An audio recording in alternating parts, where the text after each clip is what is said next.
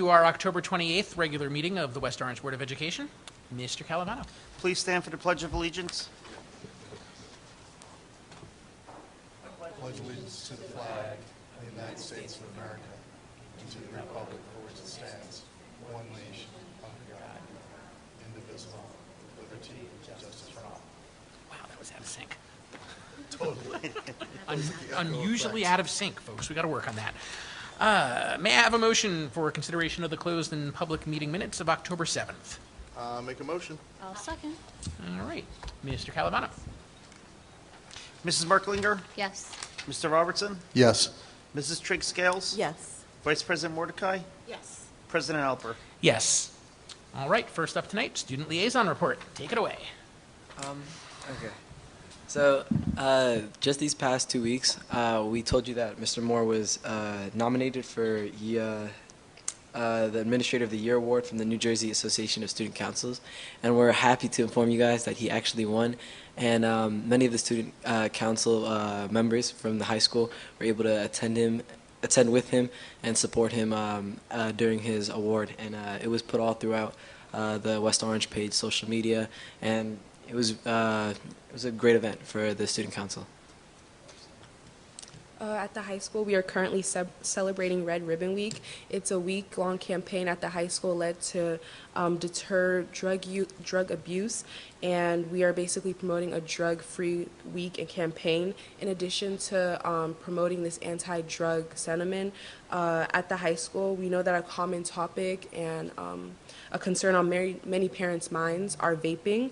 And so to address that, the Mountaineer Mentor Program are actually going to be one of the first organizations to kind of tackle this problem at the high school. We are working with outside organizations such as the Youth Anti-Advocate Group for Tobacco and Vaping, and we're actually working with the committee. We are actually developing a committee with the SAC office, Mr. C, to go into classrooms and deter students from using vaping. We also displayed a new promotional item in front of the school as just a message to demonstrate our stance on vaping. Another thing that the student body here at the high school has participated in is the Red Ribbon Week that we did. It was about a week of drug-free campaigns that we had, I think, last week. And during that time, we went through, there were tables outside the senior caf that were selling things such as the Unity Day shirts in order to support like a stance of kindness and to show that the student body was to show a symbolized unity from the student body, to show that we were like to like show just a stance of kindness and acceptance and inclusion with each other. We also participated in an anti-bullying thing that the mentors did. We partnered with the SAC counselors, Miss Headlam, and we worked to go through a bunch of the ninth grade classes, and during their social studies classes, Mountaineer mentors would partner up with one another, and we'd go in and we'd talk about anti-bullying and HIB and how that may affect students, and how we can identify them and we can act upon them. So the students have been at the forefront of leadership, but we've also been working with the seniors, specifically with college application time, early decision this Saturday. On the 23rd was the high school's first college and career night, where all the students were able to come out to receive information about college and post-high school options throughout the county. On the 10th, there was also the FAFSA information session, and on the 29th, there will be an opportunity for parents to come with their documents to get the FAFSA filled out. So that's just another example of the school supporting our students, specifically seniors, in their college application. Another applaud to the West Orange High School marching band, who just recently won their last invitational for their season, and they got best overall music. They got first place for that.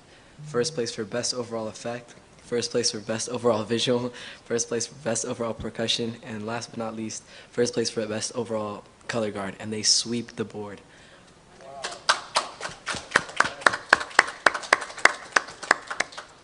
Yes, and our athletics are also doing well, with the girls' tennis team last week winning the Super Essex Conference Liberty Division Championship. So they won that award and will be taking home that plaque next week. So we did have one question for the superintendent. Actually, one question from me, one question from her. We wanted an update of the bus tracking systems. We wanted to know what the capabilities were and how the students were able to sort of see this, if there was some sort of app or way that the students could track their buses, or the way that some parents could track the buses, as well as the timeline for this system to be implemented. So we're in the process of outfitting. So our buses are outfitted, but we also have a third-party vendor that we utilize, which is Hunterton ESC. So we have to ensure that their buses are also equipped with it. We're looking at a timeline of piloting it at the high school in the new year. There is an app. That app is traditionally designed for parents. However, I think when you talk about high school students and young adults, there's no reason why that couldn't be engaged for them as well. That's about what I have right now. But actually, now that you're asking the questions, I'm thinking that it might be a good idea to involve the two of you as we kind of move forward in the planning to kind of have the student perspective on it. So if you'd be interested in kind of serving on a planning committee, we'd be happy to have you. Thank you, thank you. Well, Of course. thank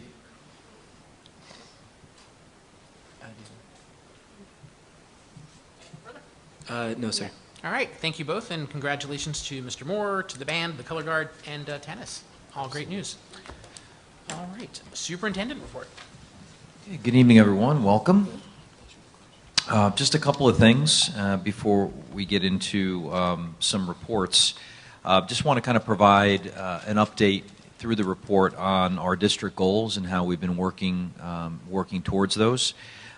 Tonight, you may have noticed that we activated a parent link to a survey on the website.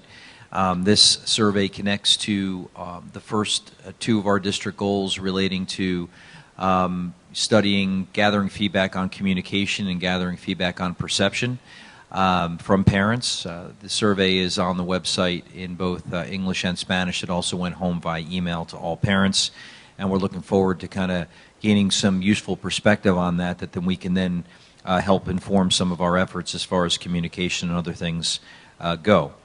As far as our goal relating to social emotional learning, we are in the process of finalizing surveys that will go out to both staff and to students to kind of gauge where our school climate is presently, and also kind of be able to kind of inform our efforts in that regard. More coming. We've made social emotional learning a focus of our professional development this year, working collaboratively with Mr. Mendez in the curriculum office. We have pushed a number of funds back into the buildings for the specific purpose of staff engaging in out-of-district workshops related to social emotional learning, relating to practices in equity, and culturally sensitive practices. And we have a team of administrators that have been attending the Rutgers Institute for Improving Student Achievement organization, which is dedicated specifically to the aspect of creating equitable practices. Speaking of equity and access, which is one of our other goals in student achievement, I think that the fact that we're doing the district assessment report tonight is a great segue to that, because we are going to speak about a number of things in that report, but including how our various subgroups are performing relative to one another on our state tests, and looking at that data and helping inform our administrative and teacher goal setting for the year. As far as grants go, of course, we did receive the COPS security grant. We currently have an application out for a $100,000 pre-internship CTE grant. I'm very happy to report that we did receive a grant from the Special Olympics for Play Unify, which is a program that's designed to create inclusive recreational sports At this particular time, we're starting at the high school, but we have plans on moving that to a K-12 approach. So we're very happy to and very proud of the efforts of our staff members who took the lead on that in working towards inclusive play between our special needs students and our regular education students. Definitely more to come on that. That is just kind of my general report. Before we get into the district assessment report, I do have an HIB report for you. There's a 2-page handout. The first page, kind of organized it a little bit differently this time just to kind of make it easier for you to understand.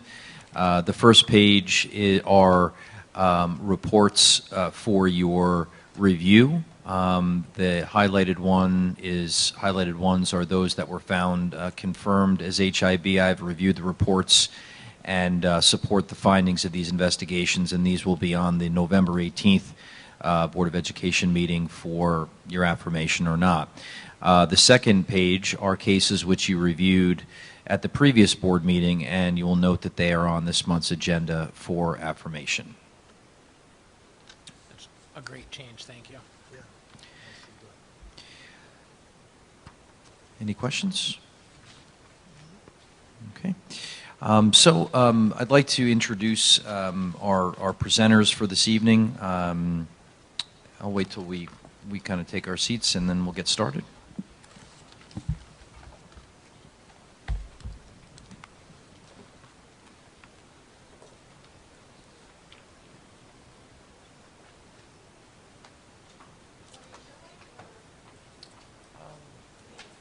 I'm going to start. That's all right.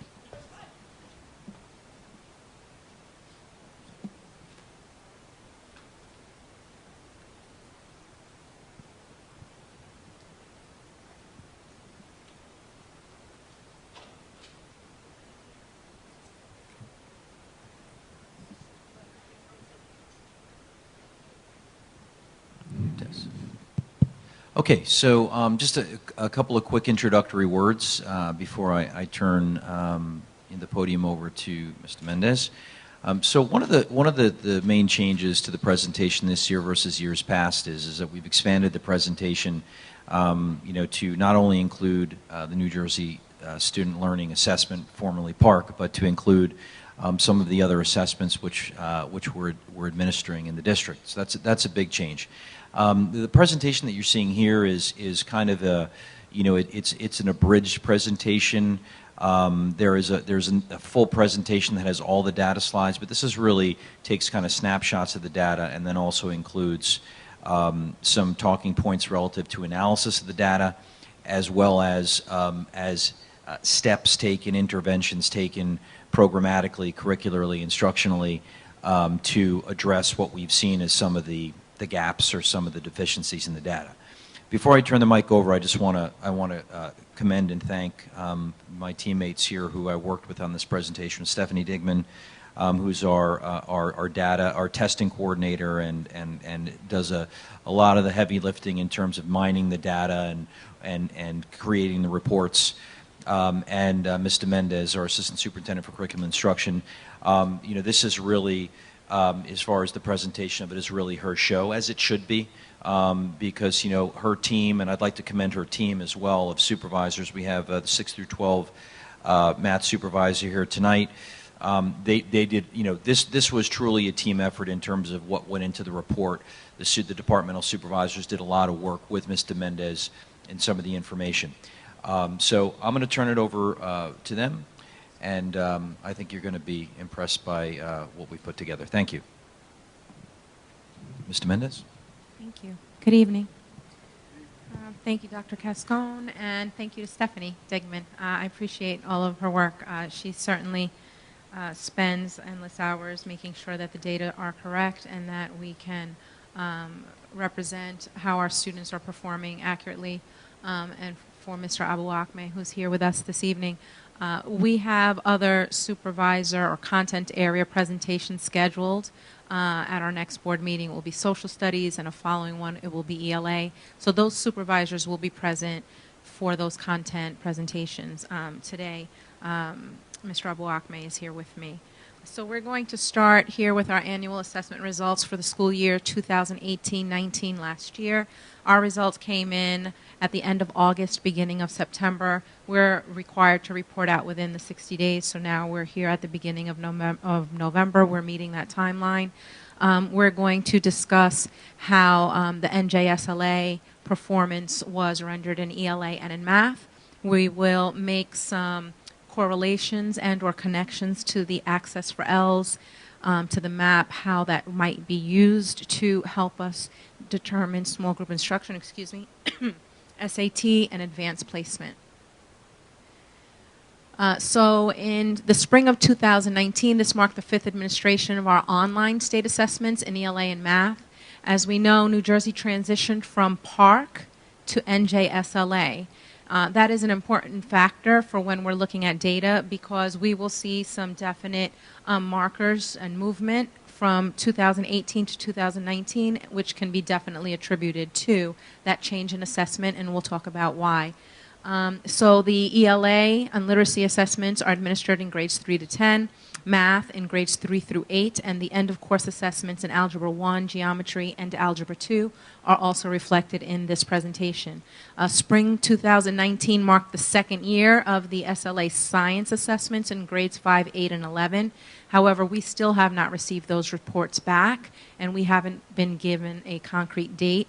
They're saying around November or December, and so then once we receive those, then we'll be able to report those out to the board and to our school community. I believe we're aware of the SLA performance levels. There are levels 1 through 5.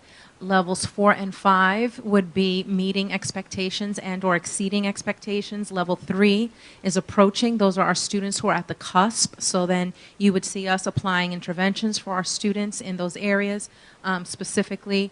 And then our Tier 3 students would be at the lower levels of levels 1 and 2. And then here we have score ranges. So our question beginning to look at the data is, in 2019, how did West Orange students perform on NJSLA assessments compared with the state of New Jersey over time and in comparison to their peers? We're going to begin with English Language Arts. We'll start with elementary, then go into secondary, and then we'll transition over into math. So this is the percentage of students who are proficient. We have 5 years here, starting with 2015, 16, 17, 18, and 19 in ELA grades 3 through 5. What we can see here is in the blue is West Orange Public Schools. That's our performance. In the red, that's our comparison to the state of New Jersey. And in grades 3 to 5, we exceed the performance. Yay. We exceed the performance of students across the state.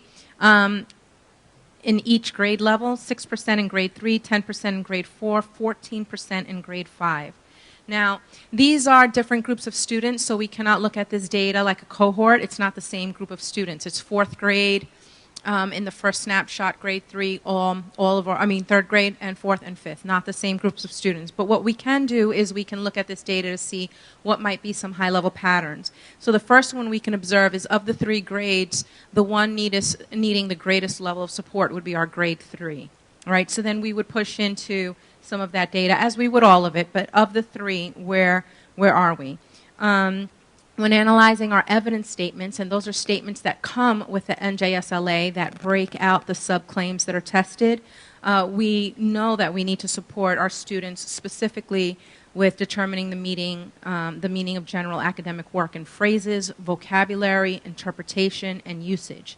Now, by grade 5, this seems to be resolved as evidenced by the data, so we may look at this work then and say, do we drop down that content, which is called rigor, right, into the 3rd grade? Do we start addressing that earlier so that we can meet that standard? The second thing we can observe here is that in most instances, West Orange, along with the state, is following a similar trend in terms of dip, right? When they dip, we dip.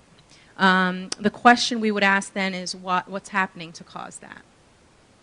And so in 2018, the PARCC was administered, and in 2019, the NJSLA was administered. So if you look at the table on the left side, you'll see that there were more points being given or administered in the 2018 PARC. So for evidence-based responses, they were giving 40 points in reading. For, let me put my glasses on, I can't see. For prose constructed responses, it was 6 points in reading, 36 in writing. The assessment was administered over 3 days, and it was the same assessment for all students. With the 2019 NJSLA, they decreased the number of points that a student could earn by almost half. So that means less opportunity to demonstrate proficiency, all right? The second thing they did was that they gave the testing over 2 days instead of 3 days, so they cut down the time. But they created 2 blueprints. So if you look at the top right table, blueprint 1, those students who received that form, that test, would have to demonstrate their proficiency via a literary analysis task and a research simulation task. However, if different students received Blueprint 2, they would have to demonstrate that through a narrative writing task and a short passage test and a research simulation task. So there are 2 different forms. And while the state says, they argue that, well, it's still a response to reading and we can still measure the same skills, it does beg question with valid data sets and comparing one year to the next. So I believe that's one of the things that is contributing to the dip across the state and the district, right? We're going up and down with. Not really. They're going down and we're going down, but not as down, because we exceed them in every single area, so we're doing better than they are. And also, last year, we were chosen to do a field test.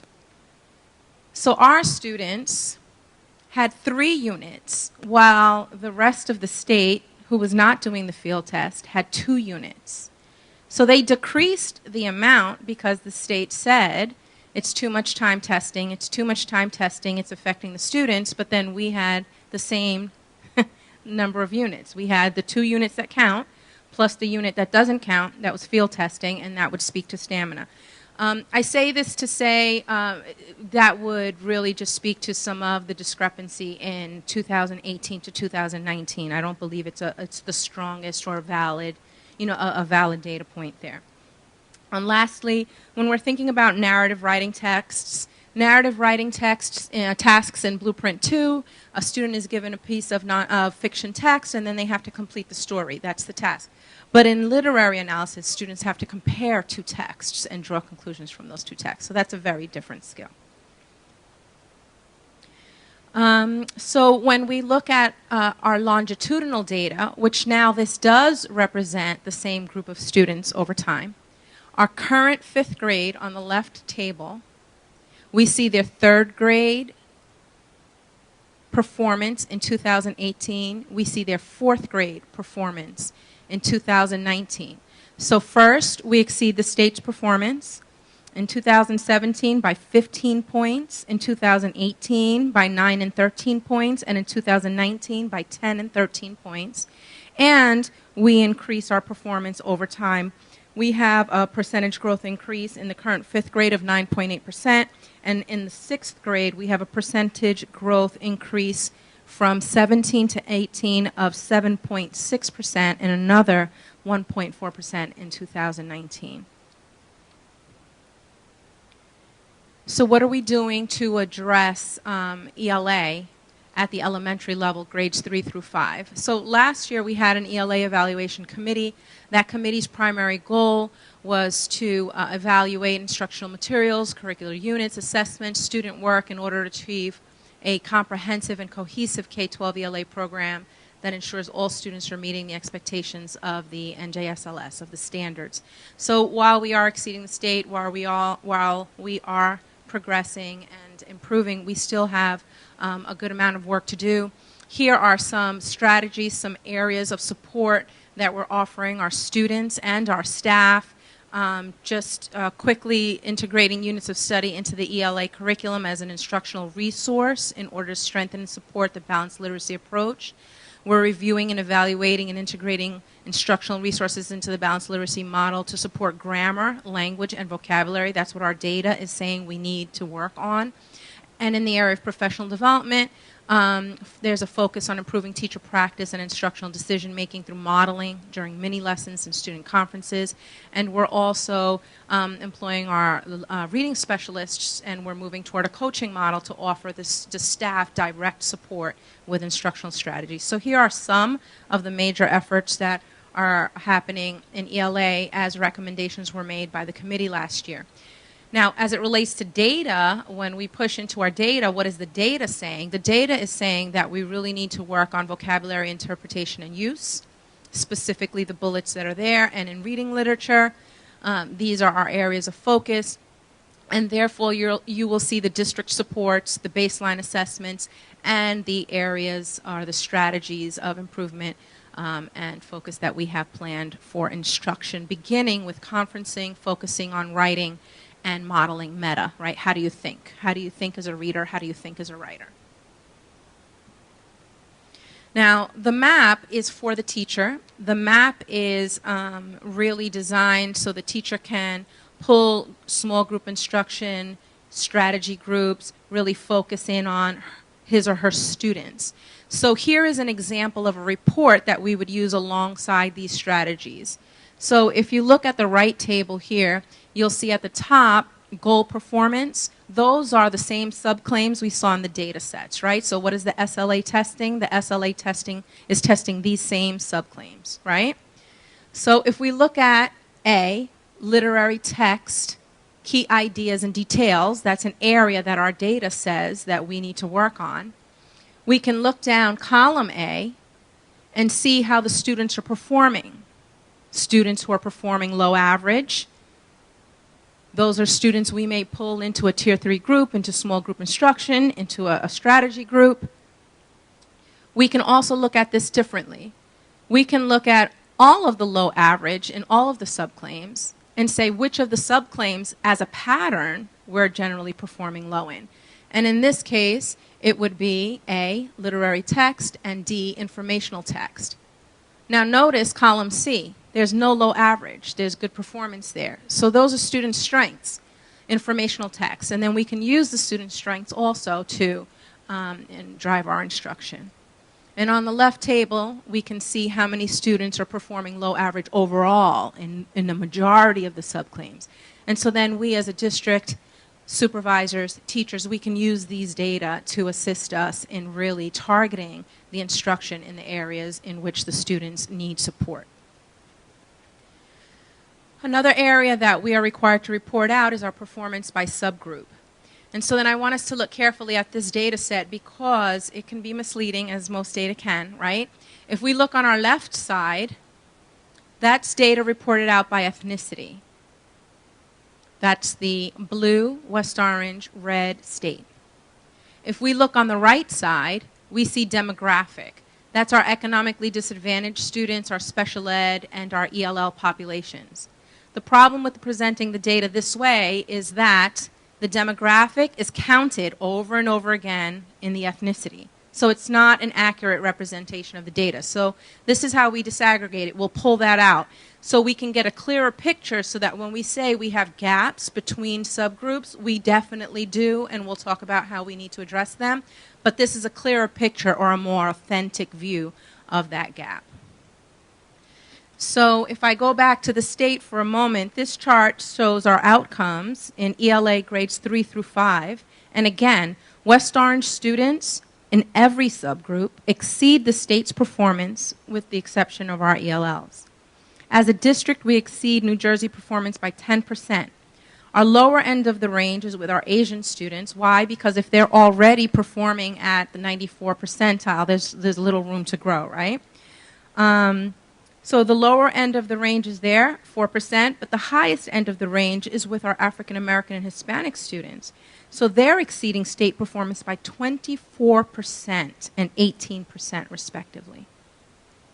So when considering the gaps amongst the subgroups themselves, we are going to pull out the demographic data, and now we can say, well, what's the difference between subgroup A and subgroup B, and how are they performing? And what is happening with our ELLs? So if we'll look at the top table here, we'll see that in grades 3, 4, 5, This is the number of English language learners that took the NJSLA. There were 21, 17, and 15 students respectively. In the second column, you'll see the number of students that actually passed the SLA. Very small number.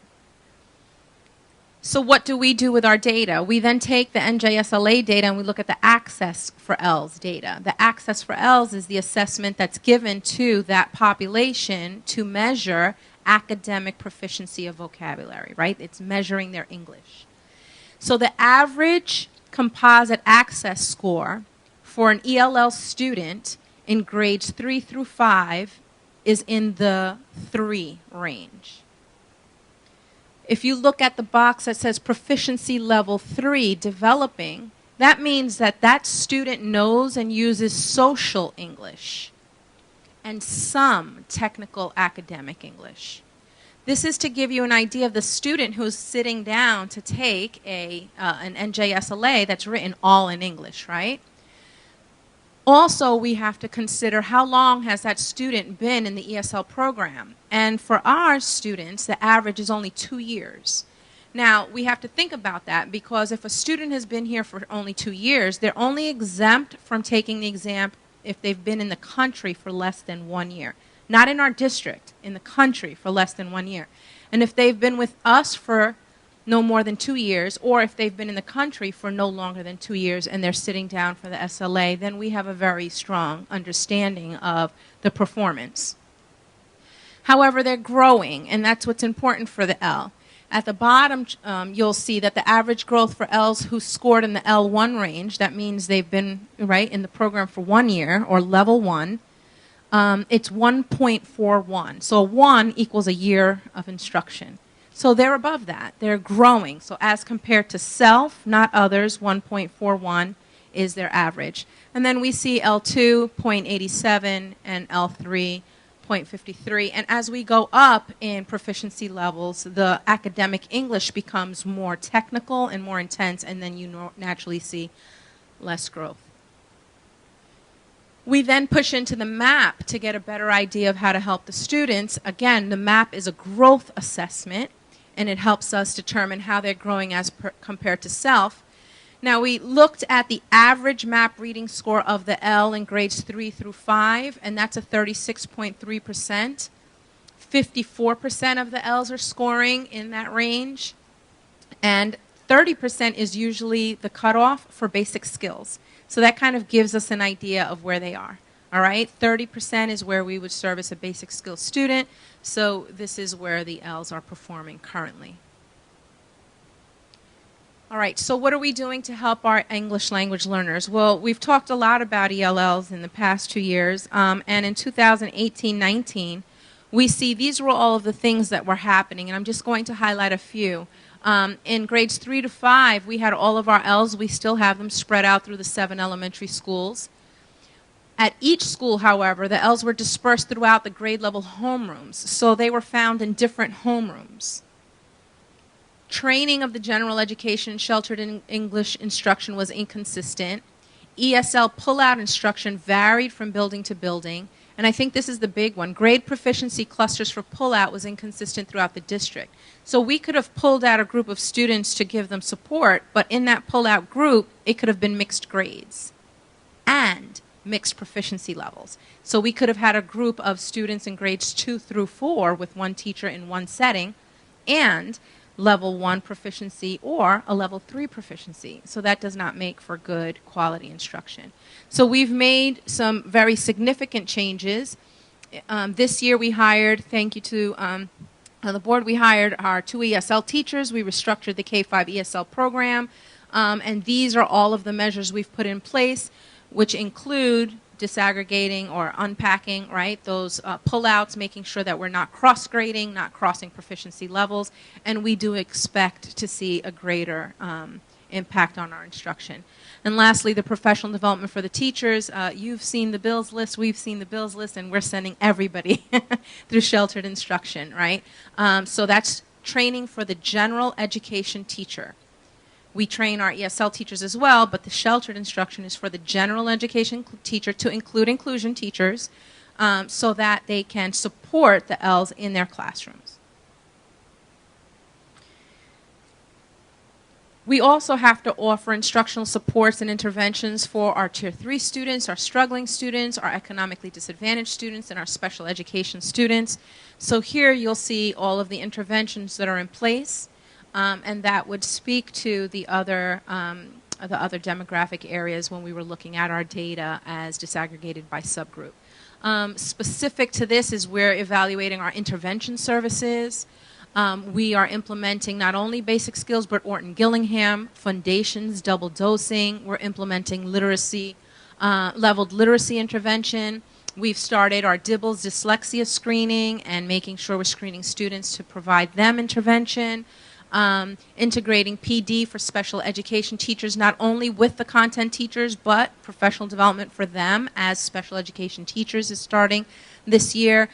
Building the capacity of our reading specialists, again, making sure that we're moving them toward a coaching model to provide support for our teachers. Scaffolding instruction, embedding supports that assist students to make connections visually and auditorily, and exploring appropriate assessment tools for special education students so that we can truly measure their growth outside of these standardized assessments that just don't give us good data. So that was English Language Arts grades 3 through 5. I'm going to now go into English Language Arts grades 6 through 10. And so here is grades 6, 7, and 8. West Orange students in grades 6 to 8 exceed the performance of the state across NJSLA in grade 6 and in grade 8. 2% in grade 6, 3% in grade 8. Again, different groups of students. So we can see that grade 6 requires the greatest level of support. I do want to point something out here. I think we are seeing a pattern that in grade 6, that's our what? Our single grade school. So there's a transition there. Dip in grade 7, transition again. And later we're going to see a dip in grade 9, transition again.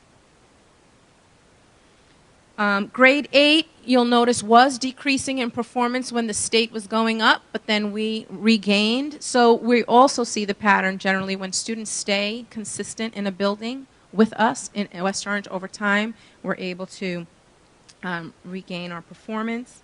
In spring of 2019, again, the assessment changed. I won't go over it again, but this is in here in your packet so that you can see the points. Same theory as with the other one.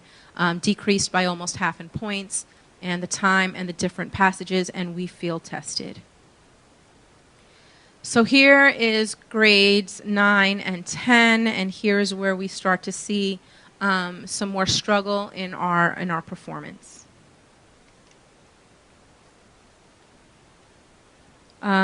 We did decrease in grade 9. This is our third transition year in a row, right? 6, 7, and 9. We are below the state by 10 points.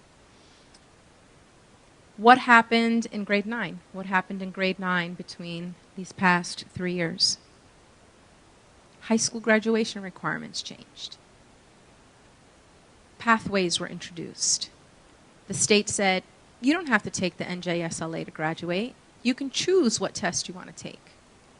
All right, so here we think is another big difference, and we're seeing this across the state, that the students are entering the high school, 1, transition year, 2, they are able to take the NJSLA or they're able to satisfy other graduation requirements. So these are all of the different assessments. This was when this was instituted, so this was the class of 2018. And this is the requirement now. We're putting both just so that there's clarity. The 2020 is what would apply now. The 2018, we have it here because that's the data we're correlating to. So now a student does not need to necessarily pass the PARCC or the NJSLA in order to graduate. They can take a second pathway. They can take the SAT, the ACT, the PSAT, or meet the criteria of our portfolio. Why is this important to know? Because not all of our students are interested in taking the NJSLA, and so then you're going to see a discrepancy in that data. However, what are we doing about our students' performance, right? That's at the state level, that's comparing it. What are we doing about our state performance, our student performance? So here we see areas of concern in grades 7 through 9. We have 2 transition years here. We see a definite challenge at the middle grade span. And so in the area of reading, we're needing to focus on reading complex texts and comprehend a range of sufficiently complex texts independently. In writing, students write effectively when using and or analyzing sources, and therefore we're needing to work with our students writing, analyzing sources. In the area of curriculum and instruction, we're going to be examining the middle school curriculum units to ensure a cohesive flow of instruction and genre and resequence if needed.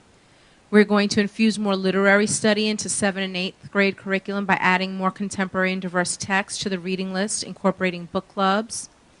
Examine student writing tasks to strengthen consistency in expectations and assessment.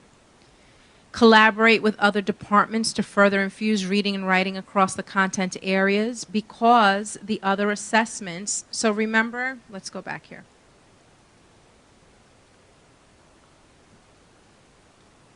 The research simulation task. This research simulation task is assessing reading with pieces that may be science-based, social studies-based, STEM-based. So now we're understanding that as we develop the curriculum for students to perform well in ELA at these grade levels, we need to push reading through science, social studies, and STEM. All right, so that is going to be a huge area of focus for us. We've begun strongly with social studies, and now we're going to transition into working with science and STEM. Partnering with library media specialists, examining and reorganizing texts using honor and CP courses for differentiation in titles and complexity. We're doing a complete revision of our high school PBAs, and then with professional development specifically around selecting complex and diverse texts, teaching struggling readers, explicitly teaching literary and rhetorical analysis, and we're partnering with Drew for some professional development. So we have a lot of work ahead of us, but we have strong teams, and we're up to the challenge to make a difference in the performance of our students. This is a different sample map report that we would use to help the work. So MAP has a learning continuum, so if you look at the right side, there would be student names in this box, and the map, once the students take the assessment, it'll let us know specifically what skills, what concepts, what understandings do those students, what are they ready to work on now, today. So this lists what the students could work on today. Why is that relevant? Because then the teacher can take and pull a small group, guided reading, strategy group. And on the left side, you'll see next to each of the numbers would be students' names. We've had to white them out for privacy, but you'll see the subclaims on the left, and it will give the teacher this grid, and it'll have the student names and the specific areas they need to work on. We can match that to the NJSLA data. We can match that to other data sets, and then we can work on those subclaims. So we would pull the subclaim on the left, and then on the right, this would be a very dynamic map, and you can keep drilling in and drilling in and drilling in, and it'll give you much more specific detail around what that student needs. Again, this is our subgroup comparison for 6th to 8th grade. This is what it looks like disaggregated. We're seeing the same patterns. ELL 0, the number is too small for us to report out. Once it's less than 20, right, we can't report out. And these are the instructional supports and interventions that we have in place. A huge initiative that we believe is really going to support our middle school work in ELA is at the grade 6. We integrated an academic intervention team this year. So we've hired a literacy coach, 2 academic intervention teachers, and we did not have academic support at the middle schools before. So we know our area is middle school across the board in ELA and math. That's exactly what it is, right? We're being honest about that. And so we have support for our students in K-5, and then we drop off in our middle school. We have no support. Now, in our budget, we had asked for middle school support in all of our middle schools and in both contents, math and ELA. It did not make it through the budget. What we did get was the ELA at grade 6, so we're starting here. We're starting here, and it will be strong work. Our literacy coach is already providing instructional support for the teachers in these areas. Multi-sensory reading in Orton Gillingham. Leveled literacy intervention is now in grade 6. And in collaboration with the teachers, we're observing student performance, administrating diagnostic assessments, and providing pull-out intervention. Our ELL strategies are here. Our instructional supports for grades 6 through 8, such as extended homework help that you just approved, subject specific by weekday, provide support to students based on the data and the teacher input, and those teachers are the ones providing the support so they know their students. All right, in grades 7 and 8, we have advisory tutorial services, writing intervention, after-school tutorial programs with Seton Hall Prep. We have grade 8 reading Fridays, and so these are some of the strategies that we're employing. So that was the LA. Math. All right, so we do math grades 3 through 5. So in math, grades 3 through 5, we see our performance is stronger. We exceed the performance of the students across the state in every area.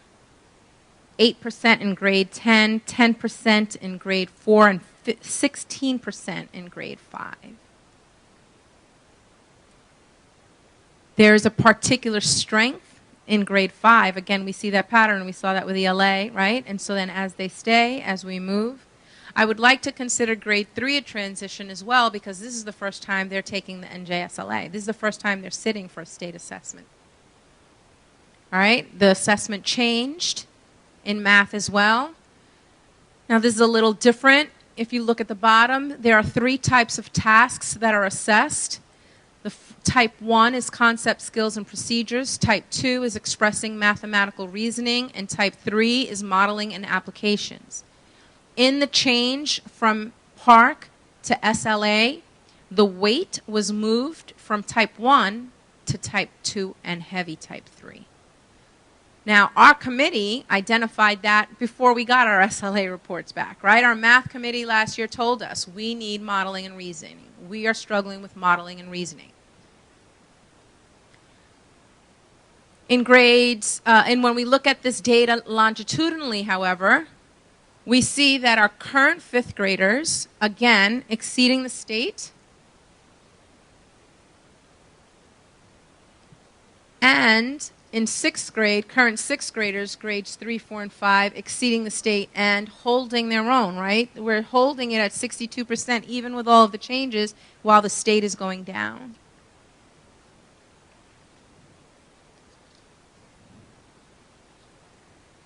So in 17 by 9%, in 18 by 12%, in 2019 by 15%, and when we push into those evidence statements, these are the areas. Now what we did here was in red, we took all of our data, what are we struggling with, and everywhere you'll see the majority is what? Reasoning and modeling, right? So it's consistent. Our ELA, our math evaluation committee came back with reasoning and modeling. Our NJSLA data came back reasoning, modeling, and so does our MAP data. So we know that that's our area. Here are the strategies that are being employed in grades 3 through 5. New to this year is the implementation and expansion of data teams. The majority of our administrator goals, Dr. Cascone challenged us all to have a goal that wraps around data as a focus. And so then all administrators have a goal that ties directly to student achievement, wrapping itself around the data. And so then you'll see, or you'll hear about the data teams that are now surfacing, right? And everybody's going to be looking at our data and really identifying. So here's another MAP report that I love. I love this report. So on the left, you'll see a quadrant. And in that quadrant, it will show us high performance, high achievement, high growth, low achievement, right? Low growth, low achievement, etc. So what does this allow us to do? This allows us to see not only what the NJSLA shows us, which is achievement, but it lets us look at achievement in comparison to growth. So if the achievement is low, but the growth is high, then the student is moving. But what about the student who has low achievement and is not growing? So this is what this quadrant will help us see. In addition, I can overlay content. So I can start with math and overlay reading so that I can see if the problem is a reading problem in math or if it's a content problem in math. So these are very valuable data, very good reports that we can use in conjunction with our SLA, our evidence statements, and our other data. And again, we see our subgroup performance for 3 to 5 math, and then the truer look, and we still see it's a pattern, right? It's a pattern. What we do notice is that the gap increases significantly in math between subgroups in comparison to ELA. And so then some wonderings are that we do a lot of work around reading, and when I say we, not just West Orange, right, across our nation, we are able to really look into reading. We're able to say these are specifically the things that students need. This is what the research says around reading and why a student can or cannot. But do we have that same grasp in math? And so then we're taking a look at, just as in reading, we have guided reading, we're looking at guided math, we're looking at some of those same workshop model that we have in reading, workshop models in math, so that we can really identify and support our students better. Here are some instructional supports and interventions. Again, we just approved the homework clubs at Washington and Hazel, the implementation of number worlds, all of our interventions across the district, and really taking a good look at our data. Now we'll move into math, grades 6 through 8. So this data is definitely a challenge. It's not a surprise, right? We knew that our middle school data was where it was. We've been examining that data for the past 4 years. In our math evaluation committee, our teachers have been working fervently to say what is it, what's happening, and how do we fix it. That committee gave us some very clear recommendations last year, beginning with replacing our math program. Our CMP math program was not delivering. It was not assisting the students nor our teachers. The materials were needed to be aligned to the shifts. The grade level materials needed to meet the quality for conceptual understanding and application, fluency, high quality engaging materials. Our lesson plans needed to align to the depth of the standards and the shifts in the standards, and our assessments needed to align better to the major work of the grade by at least 85%. Those were our committee recommendations last year. And so then, again, with the support of the board, we adopted the newly adopted 6-8 math program. We've started implementing it this year. On Wednesday, we're going to have our math parent night, where our parents will come to Roosevelt Middle School for grades 6-8, but that's where we will be meeting. And Mr. Abuhakme and the teachers of grades 6 through 8 will be present. They will present content. We will go over materials. There will be demo lessons in the classroom so parents can experience what that math looks like. And we expect to see a very purposeful and deliberate increase in our math performance over time. The assessment changed here as well. Here is our performance. Again, we know what it is. We do exceed the state longitudinally, but we need to work on, oh, I'm sorry, this is 7-8. Let me take a step back. All right, change in the tests, and now, grades 7, 8, and 9. So in grades 7, 8, and 9, this is our performance. Current grade 7 longitudinally looking back at grades 3, 4, 5, and 6. Then our current grade 8 looking back at how they did over time, and grade 9 looking back at how they did over time. And so we do exceed the state in every area except math and JSLA 6 and 7 and 8, so at the end of each, right? But we know that this is a definite product of our middle school math program, and as we improve that program,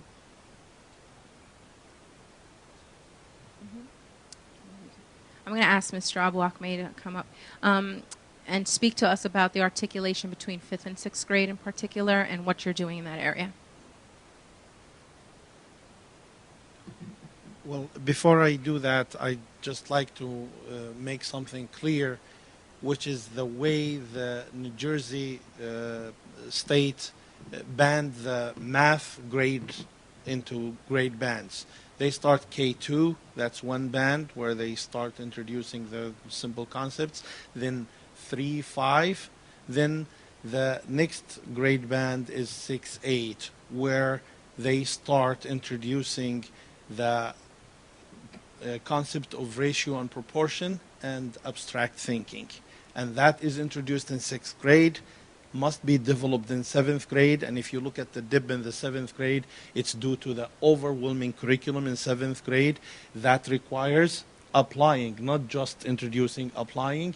And by the time they're in 8th grade, they are required by the standards to cover 35% of Algebra 1 material in a regular 8th grade math class. So please keep that in mind when you're looking at this data. What we have been doing between 5th and 6th grade is, first of all, the evaluation and the selection committee work that was done with both groups of teachers from both, from elementary and middle school and high school was very beneficial for us and give us an opportunity to establish some vertical articulation. Are we doing enough of that? I think we need to do a lot more, and we started last year. Ms. Berg and I did have a chance to go and visit some classes in 6th grade and 5th grade, meet with the teachers, and articulate and make sure that it is clear for the teachers. These are the expectations in each grade level, and this is where the students are coming with, and what we need to start, for the next grade. And we'd like to continue that this year and for the years to come. And this year, our K5 are looking at different math series, and they're going through the search, and we're hoping that the end of their search will be aligned to ours, and moving forward, to improve our student achievements. And one thing in here about the shift from PARCC to New Jersey Student Learning Assessment, the gap gets even bigger as you move from middle school to high school, because it's just like that. Even the simple type 1 questions, they infuse some reasoning and modeling in it as you go in the grades and when you get to the high school. Okay, these are the results of the high school, and we know that the roots of the problem can be easily attributed to the fact that our first priority is to improve modeling and reasoning, and that was identified as a link that was missing in the curriculum and the program that we had in the middle school, and it's affecting the algebra kids and the algebra 2 and the geometry. This data looks all over the place. The algebra 1, it's steady and a little bit consistent, but we're still below the state level, and we know the reasons. We need to do more work in the areas, and the work does not start in 9th grade, starts from early, and it's all fully integrated. The jump in geometry here is, I'd love to see this for our kids, but that was a transition year for us. The data for geometry and algebra 2 are not representative. It's the transition year where we shifted from the sequence of algebra 1 geometry, algebra 2 to algebra 1, algebra 2 geometry. So those kids, that's the chart. Those kids that you see at 85% the majority of them are our advanced geometry students, with few students that are either new to the district or they chose not to stay in the IMS and the advanced program, but they still met the requirement and finished the algebra 2, and they're ready to take the geometry. So that is the one. The algebra 2 results, if you want to have a true comparison of the algebra 2, taking in consideration all the struggles that we have, and we know this is, in Algebra 2, abstract thinking becomes where the concept of functions and, growth and decay and all these things, and it's all pure modeling. Even the simple type 1 question is a word problem that requires deep understanding and analysis. So it's not just like regular type 1. So the true comparison, which is not like I'm not happy with, and I know that we need to work, the 21% should be compared to the 18% in geometry the year before, because that's the transition year and the number of students in the class and all these things. And we have a lot of work ahead of us, and we took like one key step in the right direction, which is the implementation of this new math program, and we're hoping that we'll build on that and we move forward.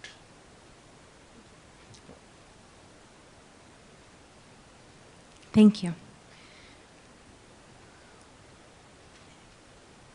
All right, so Mr. Abu-Akmeh and his team, these are the strategies they're implementing. Again, the changes in the math course sequence was a strategy. The implementation of the new math program is 6-8.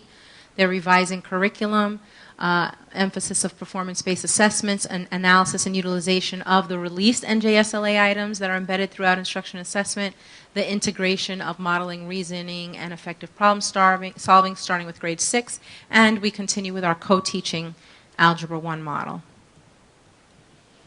All right, we're coming down the back stretch, SAT. So for our SAT benchmark scores, this is our performance in reading and writing and math.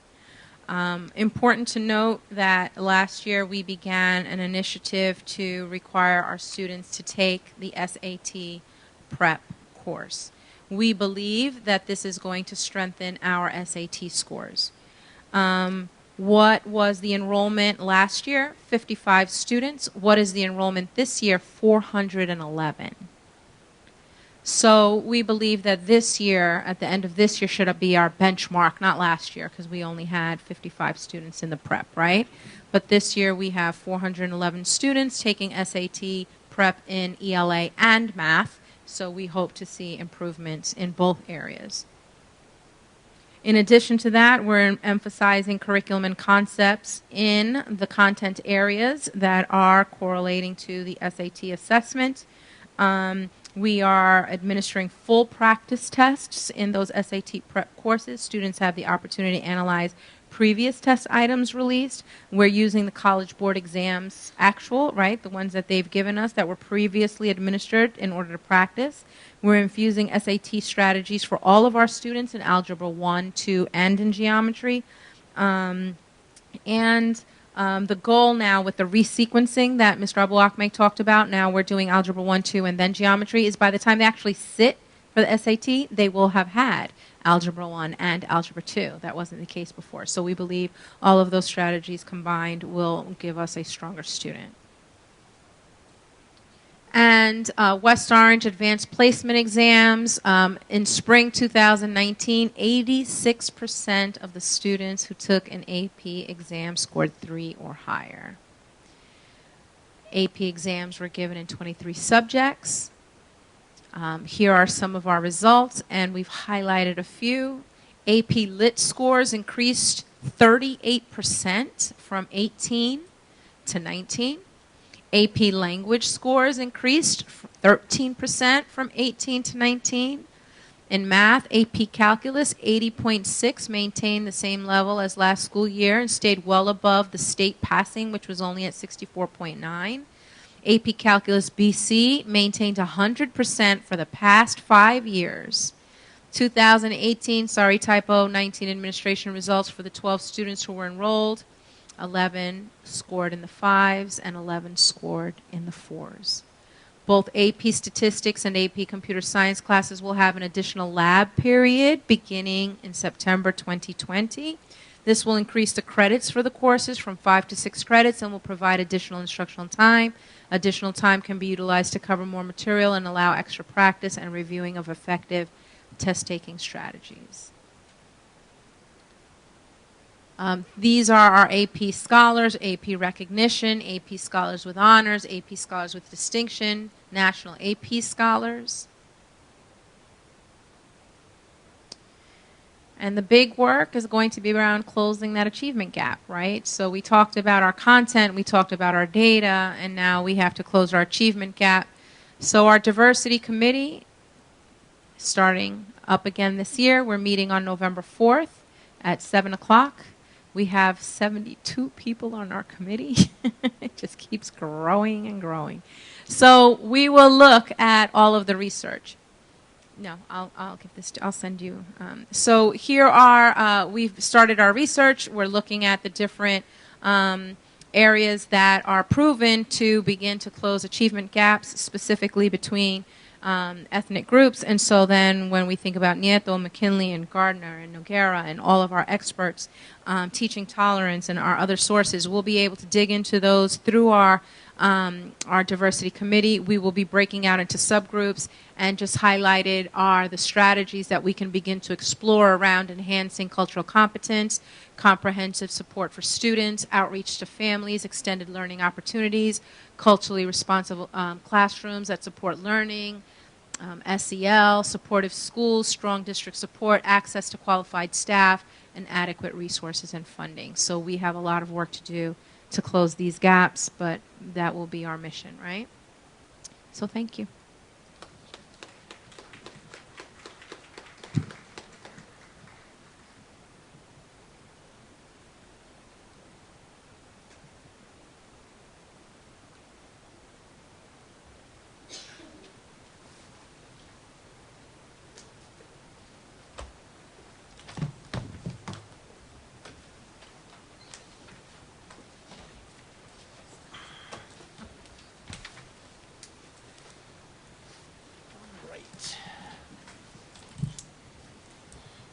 Ms. Trigg-Scales, would you like to start?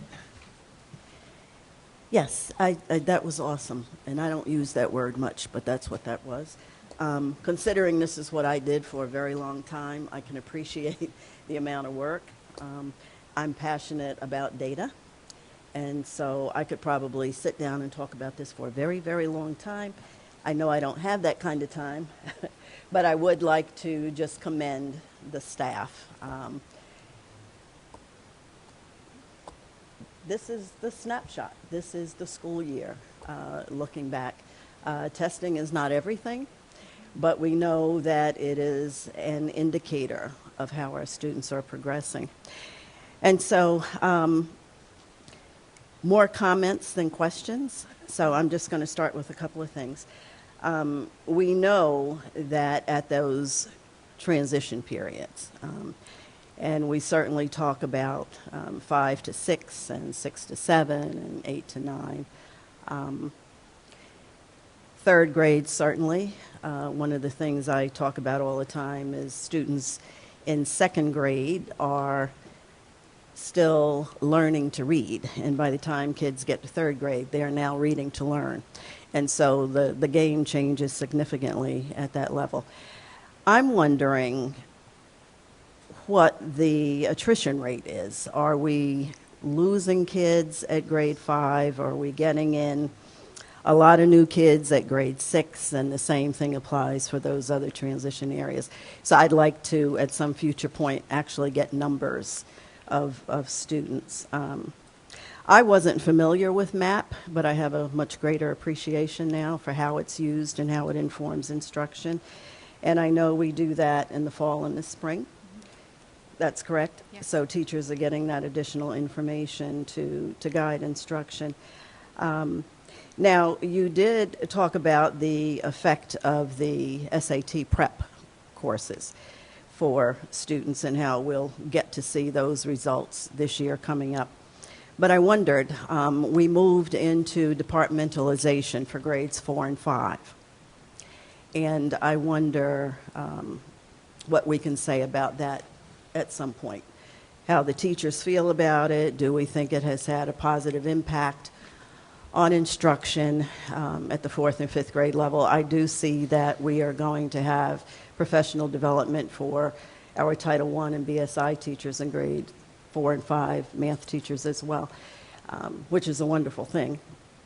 But I would like to know just to get some background on if that has had a positive impact on some of the scores as well.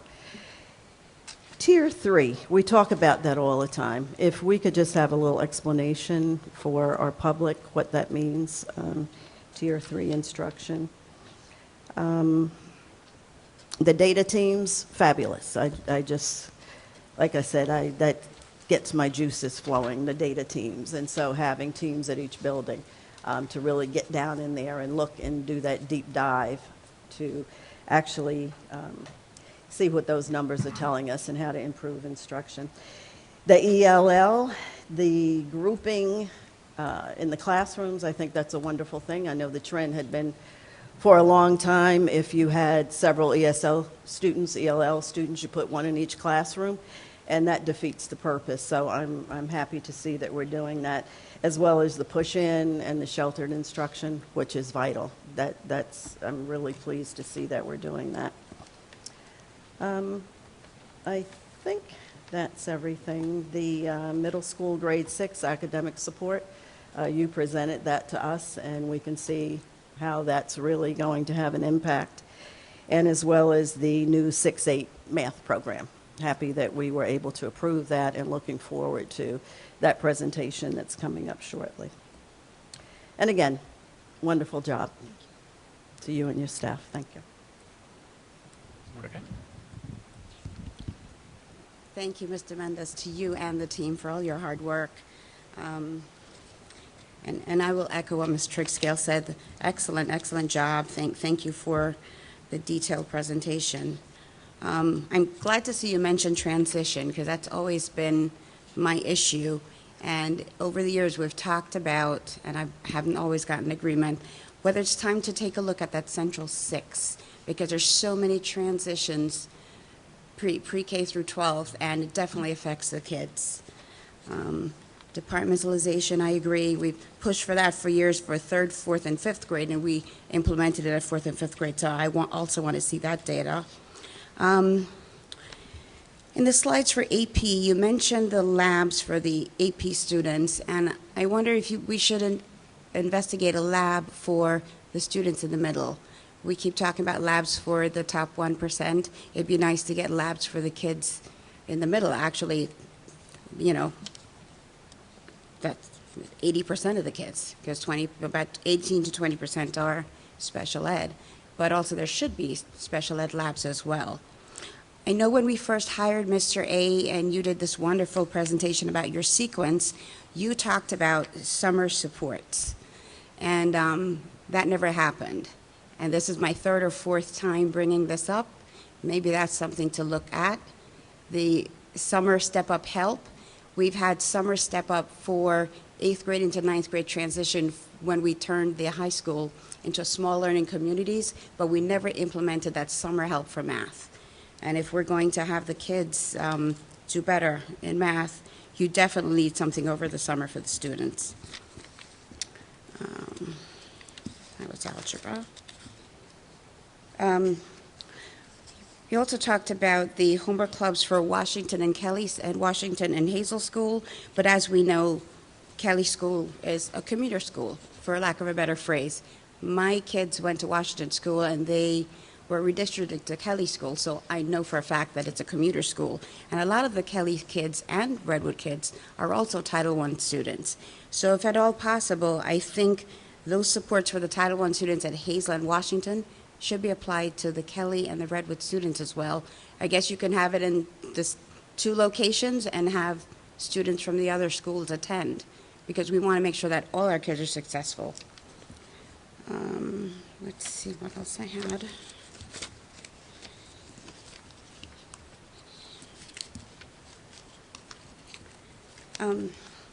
Yeah, just one final comment. And you know, every few years we change the math program when our math scores aren't so high. I hate to see that every couple years when it doesn't work, we just buy another math book. I want to make sure that we're fixing the problem and not just buying books every 3 to 5 years. I remember when we bought Everyday Math and Connected Math and the revised edition of Everyday Math, Connected Math 3, and all those revised editions, and here we are now with Ready Math. So in 3, 4 years, I don't want you to buy another book. I want us to fix the root cause of the problem. Math is math. It doesn't really change that much over time. I still remember my tables and my metric system, and I remember all my formulas going way back, and my slope intercept and all that other stuff. I still remember that stuff. That's basic. It doesn't matter what book you get. Math is math. So that's my 2 cents. Thank you. All right. Mr. Robertson. First of all, thank you, Ms. DeMendez, and you and your team. And wow, that was just absolutely spectacular. Loved it. The data, the interventions, the plan that you've thought through so well. Really appreciate that. I'm just giddy about the data, I tell you. But let's talk about a couple things. First, I agree with everything my colleagues said. Student movement data. I'd like to really see that because it's right at those transition points. We know anecdotally, and this is something we've talked about in years past, that we have some kids, and I know some of them personally, who are exiting at 5th grade. There's some bright flight as well as some upper income flight that's happening before 6th grade. It's happening some points at 7th and definitely some before high school. So that's something we'd like to be good to see how that data overlays with that. You touched upon, Mr. Abu Hakmeh touched upon the articulation going from 5th grade or 3 to 5 to 6 to 8, and I know there's the hopes that elementary will adopt the system that corresponds to our Ready Math for middle school. The articulation issue has been an issue that's come back again and again and again and again over the years. And one of the things that's been mentioned every time is understanding that algebra is really the foundation for everything and we do, right? Is that pre-algebra used to be integrated more in 3 to 5, pre-algebra concepts, and I watched it gradually disappear over the years, and it would depend on the teacher as to how much it got reintroduced. But really that algebra foundation, starting with the pre-algebra earlier, is something that I feel is missing, and just based upon experience. Also, as we look at addressing the equity gaps, and I agree with all the steps that you've identified, but I think that there are just some things that, and I believe Mrs. Mordecai was referring to one of these, that we should just look at universally. Homework clubs. If we, for any kid who has a B or less, they can use help to take it to the next level, right? I think homework clubs, especially since a lot of parents either don't have the time or don't have the knowledge to be able to help with the homework necessarily, homework clubs should be something that we look at what the price tag is to universally implement for elementary and middle school. 2, tutoring. Everybody knows that if somebody can afford it, they'll get a tutor for their kid. Right now, our only tutoring partner is the African Heritage Organization. It's been incredible for years, right, at the elementary school level.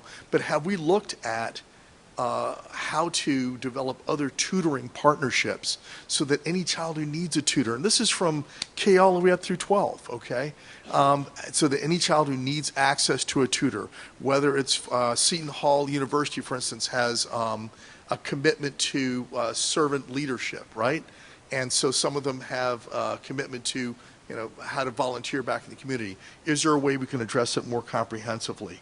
As Ms. Mordecai referred to, summer, we have a summer institute now.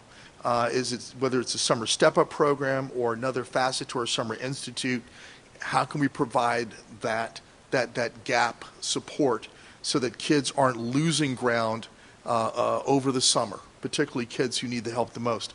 The other thing I'd look at is the AVID program. Our AVID program provides tremendous support and actually provides some things that are best practices.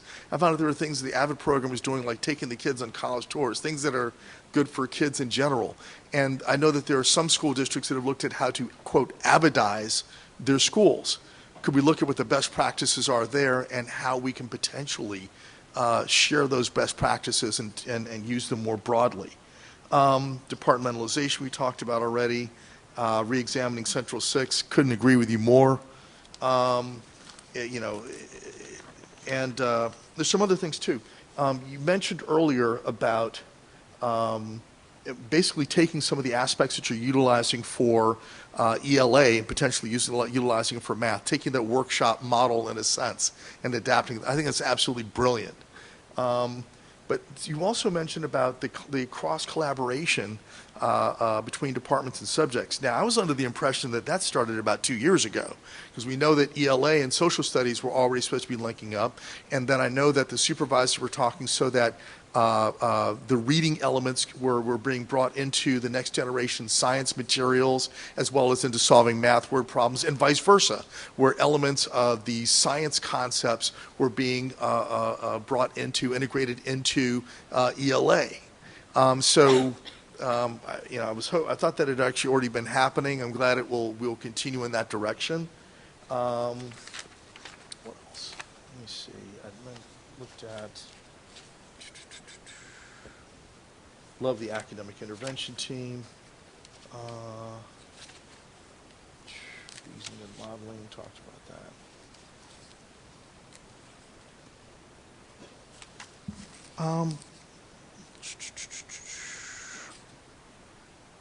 MAP.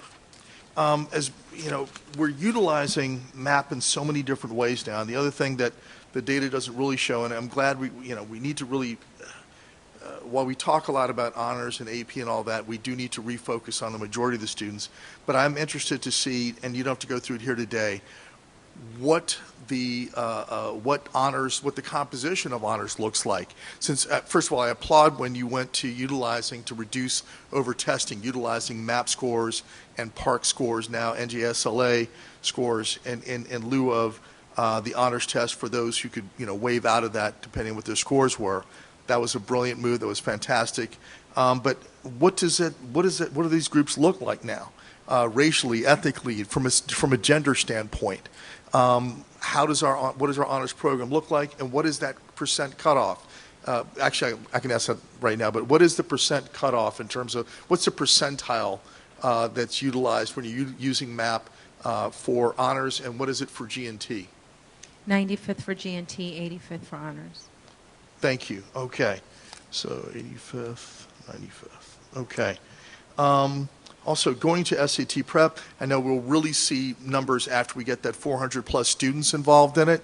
The one thing I would examine, and I'm not sure how best to do this, anecdotally, I'd gotten comments back from a couple of kids. First of all, university, for the 55 kids who are in there, the ones I know, they thought it was fantastic.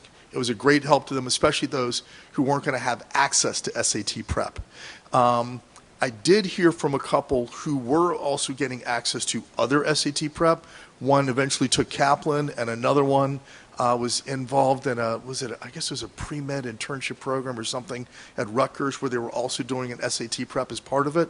And they were saying that, gee, our program was helpful, but they didn't feel it was as in-depth as the other ones that they'd encountered. So if there's a way to look at and do a side-by-side comparison to see how we can improve it even more, that would be great. AP, I'm ecstatic about our AP scores, and we've made so much progress there, and with new curricula, new supports, and all that. And I applaud the use of the labs.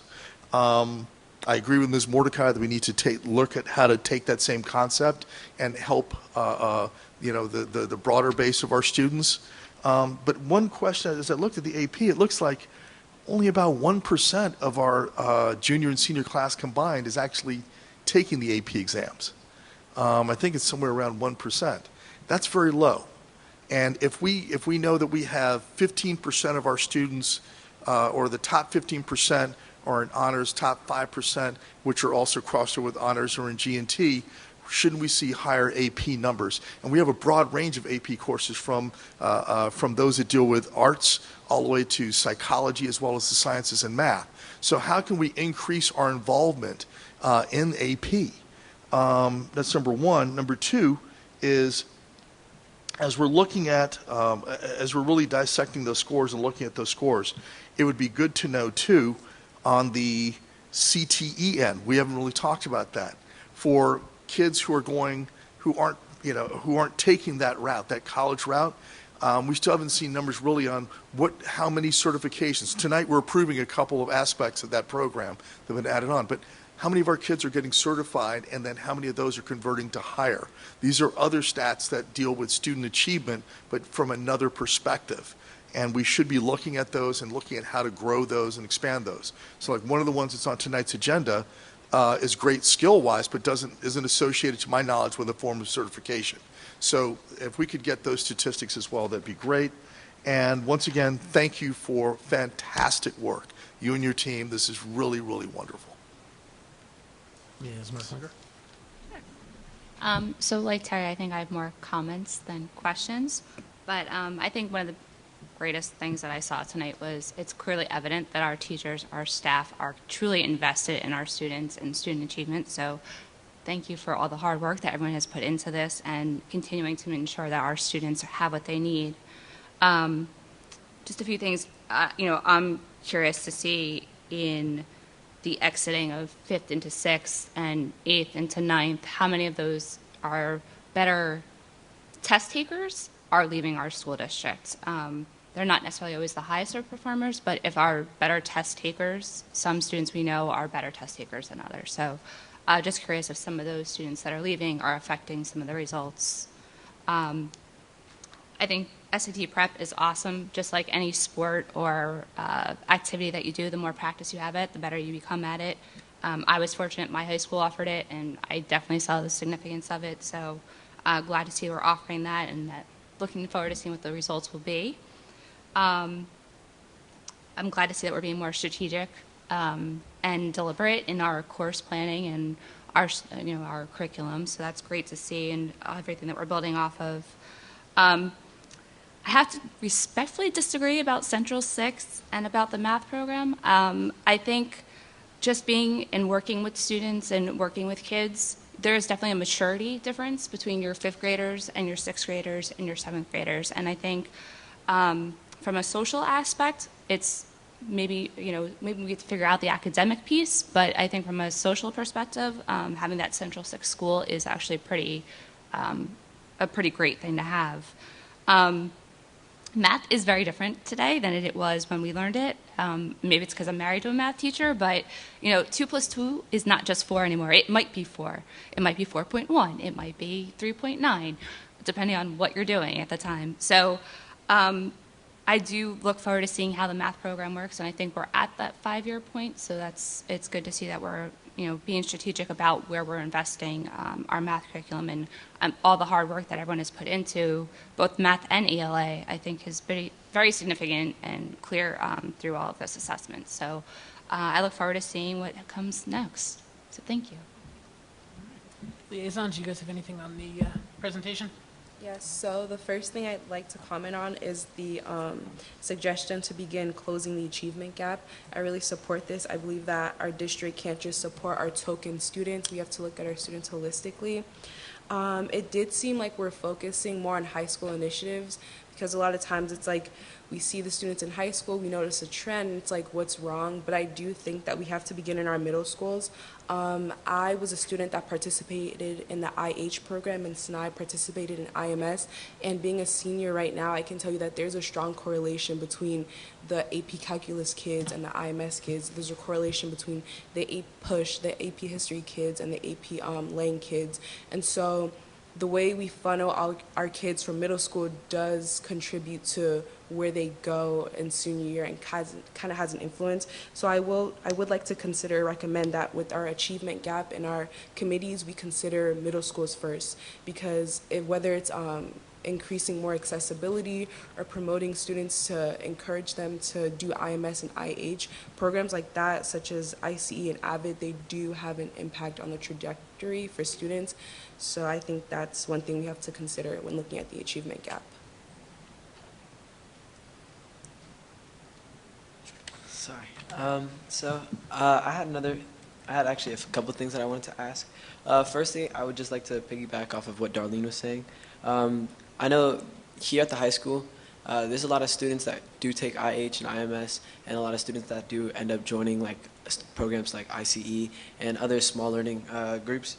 And those small learning groups kind of just create a culture of just advancing yourself more academically than in that sort of viewpoint, and students just end up kind of naturally going into APs, naturally moving from IMS biology to IMS chemistry to IMS to AP physics or AP environmental science, AP chemistry, AP biology, and a lot of the students that I know that have taken IMS with me have moved on to those AP sciences and those AP maths and those AP. Actually, only one cadet. I mean, only one student has taken AP math, but that's only because we're moving to pre-calc to move on to AP math classes. But I digress with that. I just wanted to know what kind of students,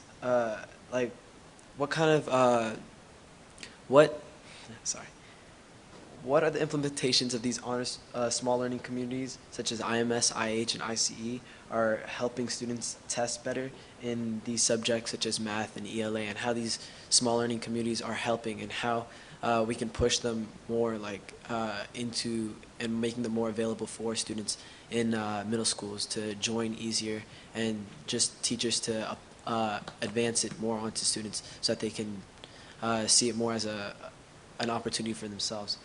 Also, going on off of that idea of culture at the high school, I know that you guys talked about the lab for AP statistics and AP computer science, but I mean, I'm just saying this as a student.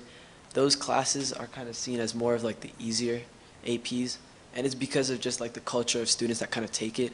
Students that don't really I wouldn't say achieve more, but don't really look towards like getting a high grade in that class. They kind of just take it just to take an AP.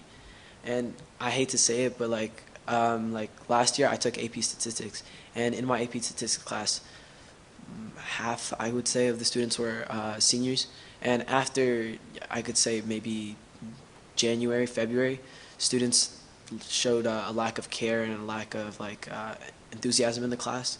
I mean, there was already a lack of enthusiasm, but an even more lack of enthusiasm. And eventually, there would come to points that students would just not come into class. And so when you guys look into the reasons why those AP scores are very low in those classes, you might want to look into the demographics of what kind of students take those classes, and kind of the students, like, at one point, do they stop, like, kind of caring, and, like, their grades show a reflection of, like, their lack of effort in that class, and how they score on the AP exams compared to their lack of effort.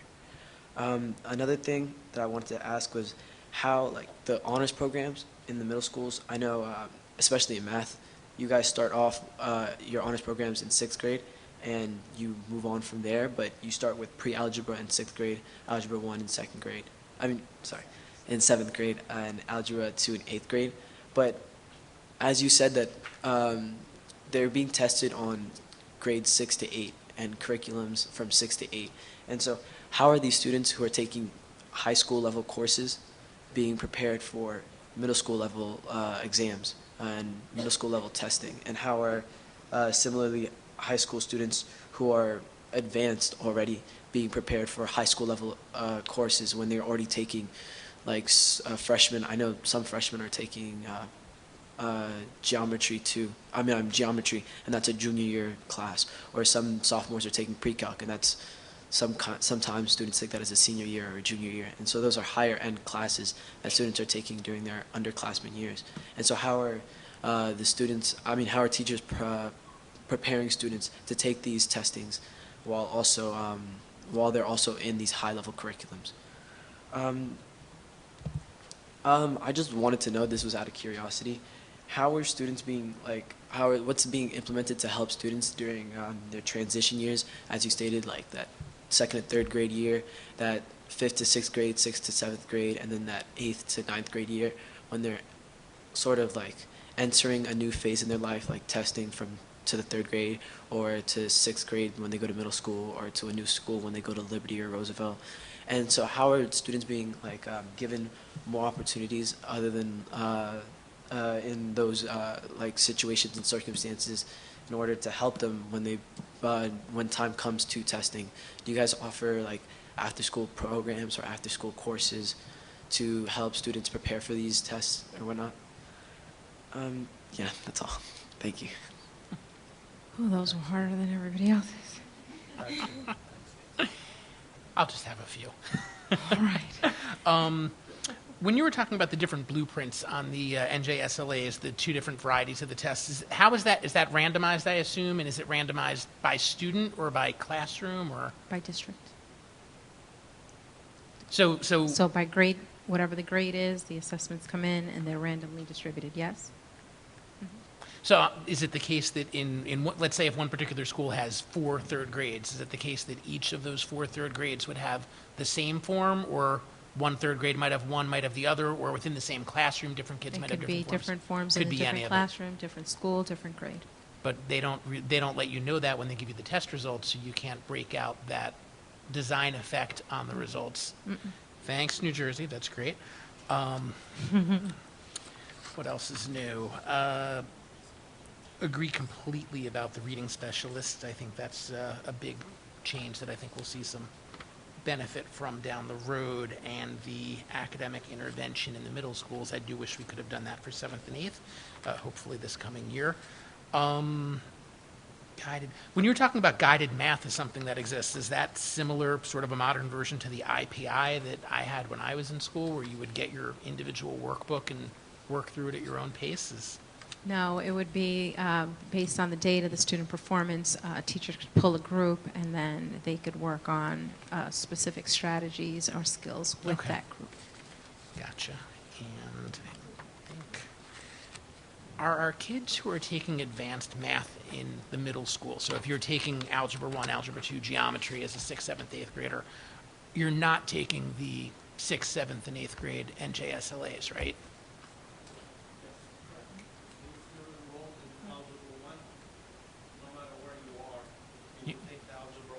Your assessment. So they are covering the curriculum, to answer your question, and then same here. So Algebra 2, if they are in Algebra 2 in 8th grade or in 9th grade or in 10th grade, when they finish it, they sit for the Algebra 2 end of year assessment, and the same for Geometry. And actually, if you see like last year, you wonder how those kids are prepared. Our last year first group that finished Algebra 2 in the middle school, 85% of them scored a 3, a 4, or a 5. And the years before, we're trying to give chance for the kids, and I have no problem personally if a kid is a 2 or a 3, give him a chance, let him struggle. It's okay. We don't have to have perfect score, 5 in everything or 4 in everything.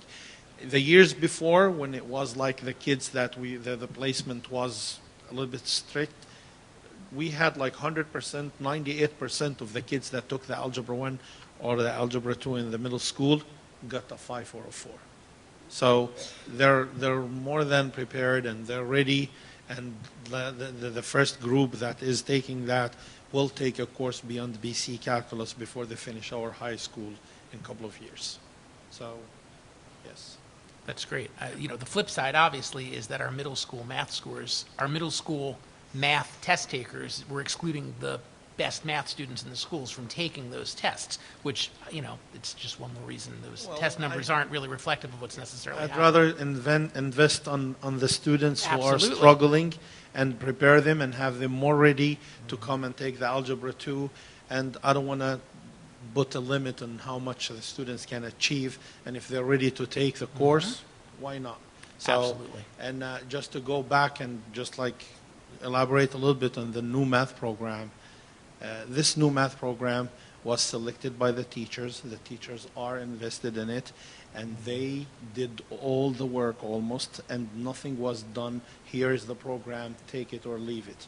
They are invested in the program, and there are so many great things. And I invite everybody this coming Wednesday to come and see how the math will be taught in our district by our teachers. We have 8 teachers. We're hoping that we have enough people to come. We have 8 teachers from 6th through 8th grade that will be presenting a model lesson and showing how the kids will be investigating the problems, solving, comparing solutions, discussing, and presenting and communicating findings. And this is all revolving around modeling, critical thinking, and reasoning, and that's the area we're struggling with the most.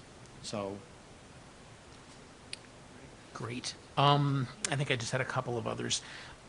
In the high school test results, are we seeing the impact of non-test takers who New Jersey is giving zeros to weighed into those scores? Yes. So if it's the case that you're in a cohort where your graduation requirement is to take and pass one ELA park, or NJSLA now, if you were to take the 9th grade one and pass that and then not choose to take in 10th grade, that then is coming in as a zero for those students? No, it's not. Okay. Do you want to explain how that works? Because my understanding was at some point with Park, if you were opting out and not taking the test, it was as if you didn't exist. And then at some point, to try to force people to take the test, New Jersey started issuing zeros for students who were eligible to take Park but didn't. So I was curious if that was being reflected in those numbers. Well, if they don't take the test, they're just not they're not part of the denominator. Okay, good. Okay, and now, what it has been for the last few years, high school students have different pathways. Right. So it was always encouraged for the students to take Park or NJSLA. And also, if they didn't pass, they could get a certain grade on SAT, ACT, PSAT, and so on. So that's why you do see, especially as you go up in grades, students were starting to, I'm going to say it, opt out. And that's why a few weeks before testing began, the administration at the high school level, the state said 11th graders do not need to take the test. So that's why you see, I know you're looking at geometry there. See, our geometry was mainly our 11th graders. So the geometry scores you're seeing are really our 10th graders, and it was only about 50 students. And ELA 11 wasn't even part of it, none of the students. So none of the 11th graders took the test. So at least New Jersey did one very smart thing. I know it was at the very last minute. We still had to prep for the test, and they did eliminate the 11th graders. So currently, it is 9th and 10th graders that need to take the state assessment. If they do not pass it, they still have other avenues to graduate, SAT and so on.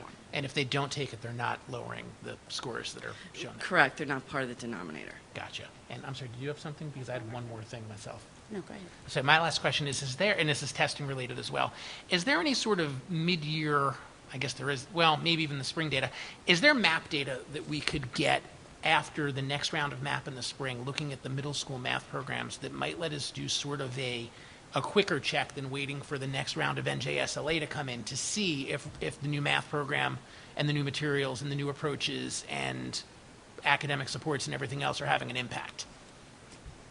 Well, I have some better results that will be shared with you. The new math program includes a diagnostic test that will be administered 3 times a year. And that is, we already did one in September. We're doing one in January. We're doing one in May, June, like before the park. And that does something very similar to the MAP, and at the same time provides individual learning plan for the students that will be extended throughout the year up to August 15th. Kids have a chance to keep working in the areas of need of improvement throughout the year, and we will be able to generate reports to show growth and prepare, readiness for the New Jersey student learning assessment at the end of the year, and we'll be able to compare the results after we get them from the state with our prediction and our data analysis results. That sounds helpful. I was thinking it might also be useful to be able to compare this year's 6th grade MAP scores with last year's 6th, this year's 7th with last year's 7th, sort of to get almost a preview of where we might expect the NJSLA numbers to go. Those reports will be generated, and the teachers are already working on it, and I have access to the reports and I see them, but I will be able to see the comparison after the January administration when we have to complete cycles. Awesome. I think this was a fantastic presentation, and I want to thank Ms. Mendez and everyone on your team who worked on this and got this done. I think this is a good example of being able to provide a deep level of information while still keeping it moving and engaging and hitting the highlights and not bogging us down. That was great. And Sandra had one last question. Yes. I have a follow-up. Before Dr. Cascone was hired, and we had asked you to take a look at our graduation requirements, and I know you had done some extensive analysis. West Orange requires 135 credits to graduate, and we had looked at all the schools around, and they all require 120. And we never went anywhere with that information. So I'd just like to keep that on your radar, because we talked about, whether or not our graduation rates would go up if we took a look at that, because the state requirement is 120, but West Orange requires 135. And just want to remind you to come back to us with that analysis and let us know what to do about that. Okay. Thank you. Thank you. And Mr. Robertson alerted me he had one more Just thing. on PSATs, a couple of things. One, I'm aware that we have with the Khan Academy customized analysis tool where kid takes a PSAT, and based upon how the student did in whatever sections, Khan Academy comes back with a customized study plan. How is that integrated into our other courses of study? Or is this purely independent study? In which case, I wonder how many kids are actually using it. Right. My understanding is it's independent, but I can find out. It'd be good to know, because that's a fantastic tool. The other question on PSATs, I understand that part of what drives when we're having kids take the PSATs are making sure that they've actually had the algebra prior to it. At the same time, for students who do well on SATs, if they've done well in the PSAT and were properly prepared for that, they can potentially qualify as National Merit Scholar finalists. That's money, okay?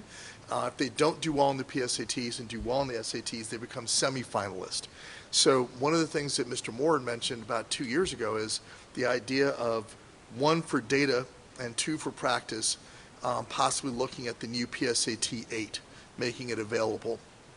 It's just an early set of data that we can get, and it's also early introduction to PSAT from a practice standpoint, and potentially looking at some way that's available to students to prep for the PSAT. So if they knock that out the park and then do well in the SAT too, that's scholarship money, potentially. All right, I'm going to take all of the feedback. You've asked for different types of data or reporting back out. So I had one last. Sorry. Yeah, sure. So I know you guys mentioned SAT prep class that's being mandated for students. I just wanted to know what grade was that being implemented in, and were there testing out options available for students, or was it mandated for all of a certain grade or something like that? What grade is SAT prep?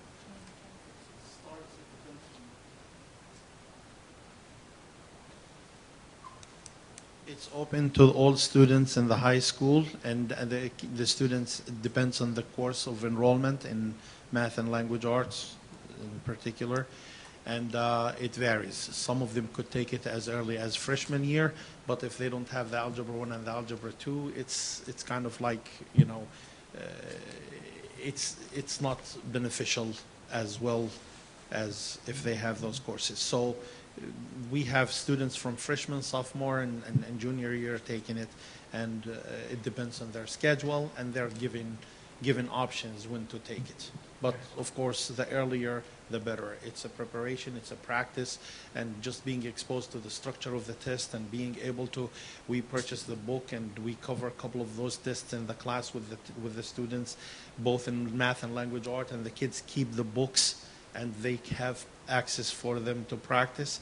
And another thing that we're doing as a department, going back to the point that you brought about the Khan Academy and integration with SAT and PSAT, one of our math teachers at the high school is certified Khan Academy instructor, and he is running, and by the way, the math department, 100% of our PD on November 5th is run by teachers, and that teacher is running 2 sessions, one in the AM and one in the PM.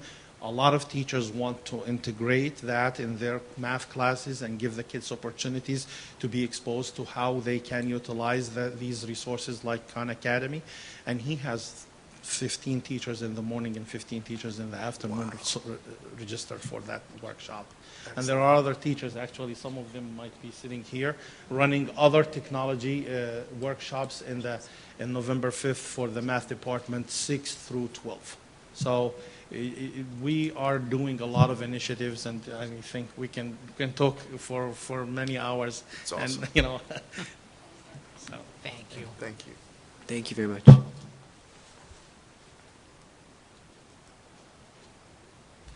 All right. Questions from the public on agenda items. If you have questions on anything on tonight's agenda, you can come on up, give us your name and address, and you'll have 3 minutes on the clock.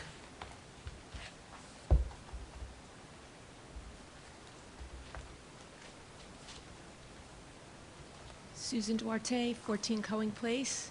I'd like to know if there is data available on students who go through the district, you know, K through 12, that could be measured with the PARC or NJSLA, just so we know how kids that start at the beginning and end up in grade 12 are doing, as opposed to, you know, kids that are, you know, in and out, because that would be very telling as to how the district is doing as a whole. Thank you. Hi, Rachel Gordon, 8 Meeker Street. So I just had a couple comments and 1 or 2 questions.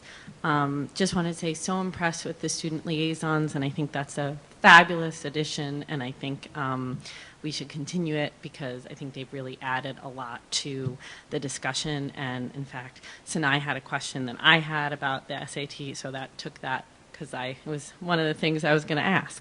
I also want to reiterate that, like, the articulation from what I've seen from like 5th to 6th being on various committees, I think it's really important that it was started and that it's going to continue so that 6th grade teachers know what 5th grade teachers are teaching and so on. So I'm happy that that's continuing. I think one of the other things about our high school scores that's impacted is the graduation rules have been changing like 5 times, and the ones for the freshmen are changing, and we don't know if it's going to be voted on, and all of that uncertainty for parents, and I know for people who have opted out, it's like it definitely affects our numbers. I think a lot of this information is good. I know I think last year parents got some MAP scores, but not all MAP scores. So I think continued transparency for that would be really good. And what was the, and I also agree with all the stuff about the achievement gap. I think that's really great. And I'm glad to hear there's so many people on the diversity committee. And my final thing that I came up is math is not the same math. As a math teacher for 19 years, there is a lot of change and things that, and being part one of the parents on the committee, on the math committee that chose Ready Math, I know how hard the teachers worked. I know how hard the math supervisor and everybody worked to try and find that, and I'm really very hopeful that having a steady program and having things that if we keep at it and, so that the teachers aren't having to create everything every year, they can then focus on how to improve our scores. So I look forward to seeing that. So thanks. Thank you. Jeremiah Salinas, 7 Crystal Ave. As far as the AP testing goes, I think we're missing a bigger point here. Regarding AP testing, each test costs about $95 per test. So if you register early, and if you register late, it's $105. In addition to that, many universities do not accept scores less than a 5, I believe. So parents and students are not willing to invest into something that they are not guaranteed to do well in, first of all. And secondly, a test that might not even be accepted at the school of their choice when they graduate. So what I would like to see is our school district providing funds or maybe some aid to students that are willing to take the test but might not just have the financial capability to do that. As far as the data goes, this fluctuates every year based on how many students take the test and what the concepts of the test, what the concepts the test is looking for based on whoever makes the test, right? So whoever the test maker is, there's going to be different concept tested. This is what we need to update and revise the curriculum on a, I guess, 3-4 year basis to make sure that we stay up with the new trends of what's happening nationally when it comes to education. I also believe that we need to strengthen the credit recovery program at the high school.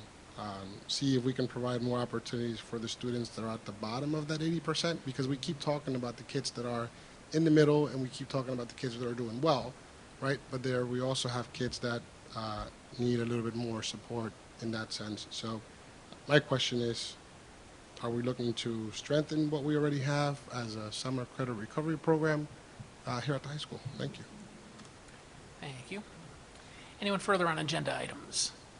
All right, seeing none, we'll close that portion. Dr. Cascone, anything on any of those? Not at this time. Okay. Thank you. Moving on, let's do some business. May I have a motion for personnel items 1 through 4? So moved. I'll second. Any discussion? Yes. Unless you're going to say something. Okay. Okay. I'd like to congratulate Sharon Fumia on retirement, 19 and a half years. She taught ESL at Liberty and Roosevelt. And also Rosedale George. He's also retiring, 14 and a half years, paraprofessional at West Orange High School. We thank you for your dedication to students and our community. And yes, and on page 6, we are approving the COPE Volunteer Center for Edison. We have had a long-term partnership with them at Edison. And in speaking with Dr. Cascone earlier about it, would like to look into expanding that program K through 12 throughout our district. It's a very intensive program support system for our students at Central 6, and it would be good if, since we're going into the model of SEL, mental health, and those other supports, the COPE Center would be critical in that expansion. And if not the COPE Center, it would be great to do an RFP to find an entity that can support us. And my other comment, the Innovate New Jersey Club for Washington School, just want to make sure, just doing a Me Too for Hazel School, the same for the Title I Parent Involvement Liaison for Washington School, want to make sure that's also in place for Hazel, as they're both Title I schools, and just want to make sure that there's equity and fairness there. So, thank you. That's it. All right. Ms. Markler? Yeah, the only question I had was regarding the Girls on the Run. I think you were going to look further into if that was something we could handle. I wasn't sure. Yeah.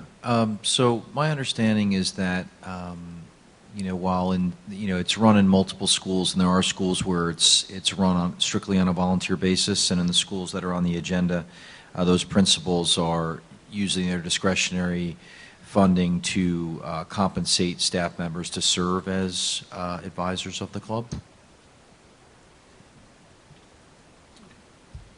Further discussion? All right. Yes, go ahead.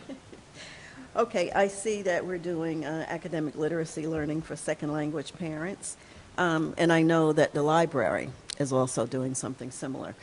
And that would be nice if we could somehow partner with the program at the library to make sure that we're getting full benefit of helping our parents become more proficient. Good idea. Okay. Mr. Calavano? Mrs. Merklinger? Yes. Mr. Robertson? Yes. Mrs. Trigg Scales? Yes. Vice President Mordecai? Yes. President Alper? Yes. All right, up next, curriculum and instruction, items 1 through 10. May I have a motion? So moved. Second. Any discussion? Yes. I noticed that we're approving, maybe that wasn't the one before. We're approving the class trip for Roosevelt Middle School, and I know in the past we've discussed equity for other schools. And I know I brought to your attention that according to New Jersey statute, any student that is a free and reduced lunch student, we have to provide resources to make sure all students can participate in the end-of-year trip.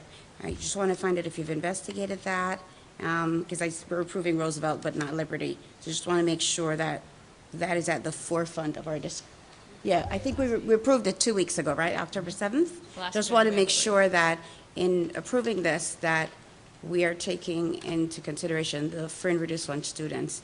I don't have confirmation of the numbers from last year, but the rumor is how many hundreds of students did go or didn't go, and what happened with that last year. Just want to make sure. I've made it very clear in my conversations with the building principals prior to moving these forward for board approval that it is absolutely essential that any student that's economically disadvantaged and who wishes to go on the trip, whether it's through fundraising or through subsidization, will go on the trip. Yeah. Thank you. I appreciate that. To that point, even with the board support, it's a chunk of change. It's still over $400 for Liberty, and I don't know what it is for Roosevelt per home. So it's still pretty significant. All right, Mr. Calavano? Mrs. Merklinger? Yes. Mr. Robertson? Yes. Mrs. Trigg Scales? Yes. Vice President Mordecai? Yes. President Alper? Yes. All right, up next, Finance, Special Services, items 1 through 5, and Business Office 1 through 10. May I have a motion? I'll make that motion. Second. Any discussion? All right, Mr. Calavano, let's vote. Mrs. Merklinger? Yes. Mr. Robertson? Yes. Mrs. Trigg Scales? Am I excluding myself there? Yes. Yes, with the exception of me. Yes. Vice President Mordecai? Yes. President Alper? Yes. And last, reports, items 1 through 2. May I have a motion? So moved. I'll second. Mr. Calavano? Mrs. Merklinger? Yes. Mr. Robertson? Yes. Mrs. Trigg Scales? Yes. Vice President Mordecai? Yes. President Alper? Yes. All right, public comment. Folks may now come up and comment on any item they'd like. You'll again have 3 minutes. Just again, let us know your name and address.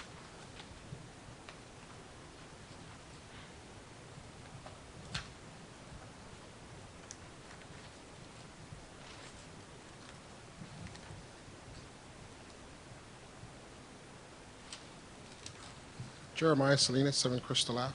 I'm a parent at Redwood Elementary School. Is Miss Starlene Berg going to be the acting assistant principal at elementary school? And is Miss Jackson coming back? Okay. Could you, I guess without violating any, discuss a little bit more the circumstances behind that afterwards, maybe? And that's it. Thank you. Anyone further?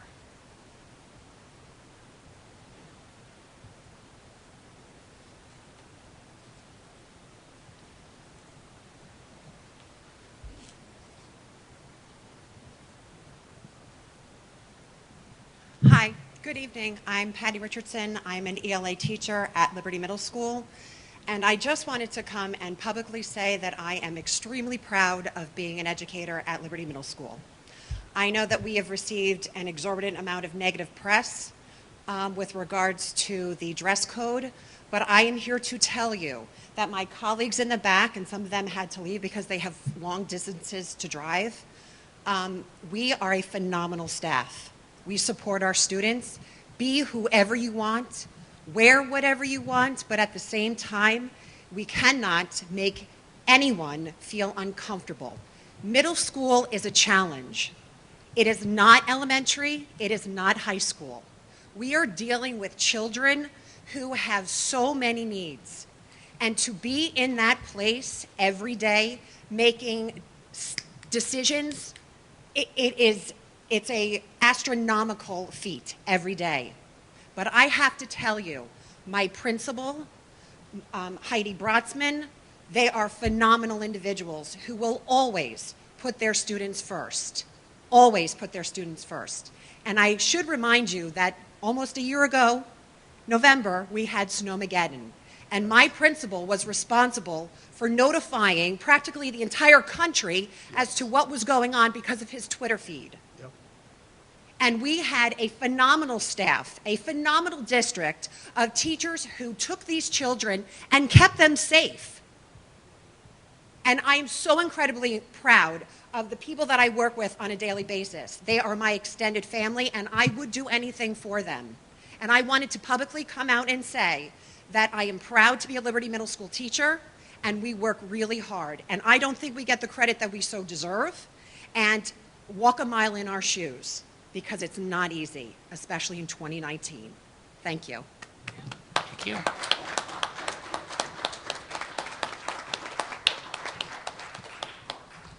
Anyone further? All right, seeing none. Dr. Cascone, anything? Thank you for that. I would echo that. I've said it time and time again that teachers are my heroes. I know how challenging the work you do on a daily basis is, and you have my support. When we talk about just a quick thing about math, and I think that we were all kind of buzzing around the idea, but I think Mrs. Mordecai's point is a good one, which is it's really not about a textbook series or a book. I think we really need to fundamentally change the way we approach the instruction of mathematics. We need to find ways, and I know it's not easy, but we need to find ways to get kids excited about math, right? To approach mathematics in the same way that we've approached reading as a language that's beautiful, that has an artistic quality to it, and get kids excited about being mathematicians. And I know it seems kind of new age and kind of funny, but I think that's the truth, because now in this day and age, we don't have the luxury of a small percentage of kids identifying themselves as math people. We need more math people. More jobs require people to be math people. And so we need to figure out how to do that. And I know it's not easy. And in terms of student achievement, we talk a lot about, honors and AP. For me, I think the most important thing that we can do for kids is to create an environment where they can figure out who they are, what they're good at, and what they like. And I think if we can do that, that'll naturally lead them down a road where they're able to make informed decisions about what courses they want to take and where they want to end up after high school. And maybe that's college, and maybe it's not, right? So I think when I look at it from a superintendent standpoint, that's the kind of environment I want to foster, not only for teachers, right, so that teachers feel comfortable and supported in order to be able to create that environment for kids. And I know you're doing it every day. But that, to me, is what we need to focus on, is helping kids understand who they are and figure that out. But again, I would just like to echo a tremendous effort by Ms. Mendez and her team. I played a role in it, but really she did the heavy lifting, and Ms. Digman on the data analysis. And I'm really pleased with the way we've connected our needs to our strategic initiatives. And I do believe, I'm hypothesizing, I should say, that we will see positive results in our student achievement as a result of the things we're doing. Thank you. Thank you. And Ms. Richardson, I would echo what the superintendent just said. Thank you. And you're right to be proud. All right. Board member reports. Ms. Trigg-Scales. Okay. What I'd like to say is that I have taught and administered at elementary, middle, and high, and I take my hat off to middle school teachers. You are special, special people, and we could not do it without you. You are the glue. You are the bologna. You are the peanut butter and jelly. You keep us all together. So I know what you do on a daily basis, and you are to be commended, and you are fabulous. I attended my first school board workshop with most of my colleagues here. We spent 4 days together with the superintendent and our business administrator, and I didn't quite know what to expect. 4 days with my colleagues. Okay, so what that is actually a series of informational sessions on a variety of topics, as well as special sessions, action labs, group sessions, learning labs, and mandated training. All part of professional development for board members. We have to go to school. We are the only state officials required to take professional development. And so there was and this, by the way, was in Atlantic City at the new convention center. And so the exhibit hall included more than 300 vendors, as well as student performances and awards. And this workshop, presented by New Jersey School Boards Association, is in partnership with the New Jersey Association of School Administrators and School Business Administrators. And our own Kelly principal, Dr. Joanne Pilara, received certification and an award for Future Ready. And so we want to applaud her and her staff at Kelly. And one of the highlights was a group session given by the Commissioner of Education, Dr. Lamont Repollet, entitled Equity in Action Through Teaching and Learning, what's going on at the State Department of Education and what the initiatives are, and what the State Department is doing for the 1.4 million students here in New Jersey. So that was very enlightening. And the other thing I just wanted to mention that coming up on November 12th, I believe, is our Allergy Awareness Town Hall at, where is it? At Liberty? At 7 o'clock. So I hope that folks are able to come out.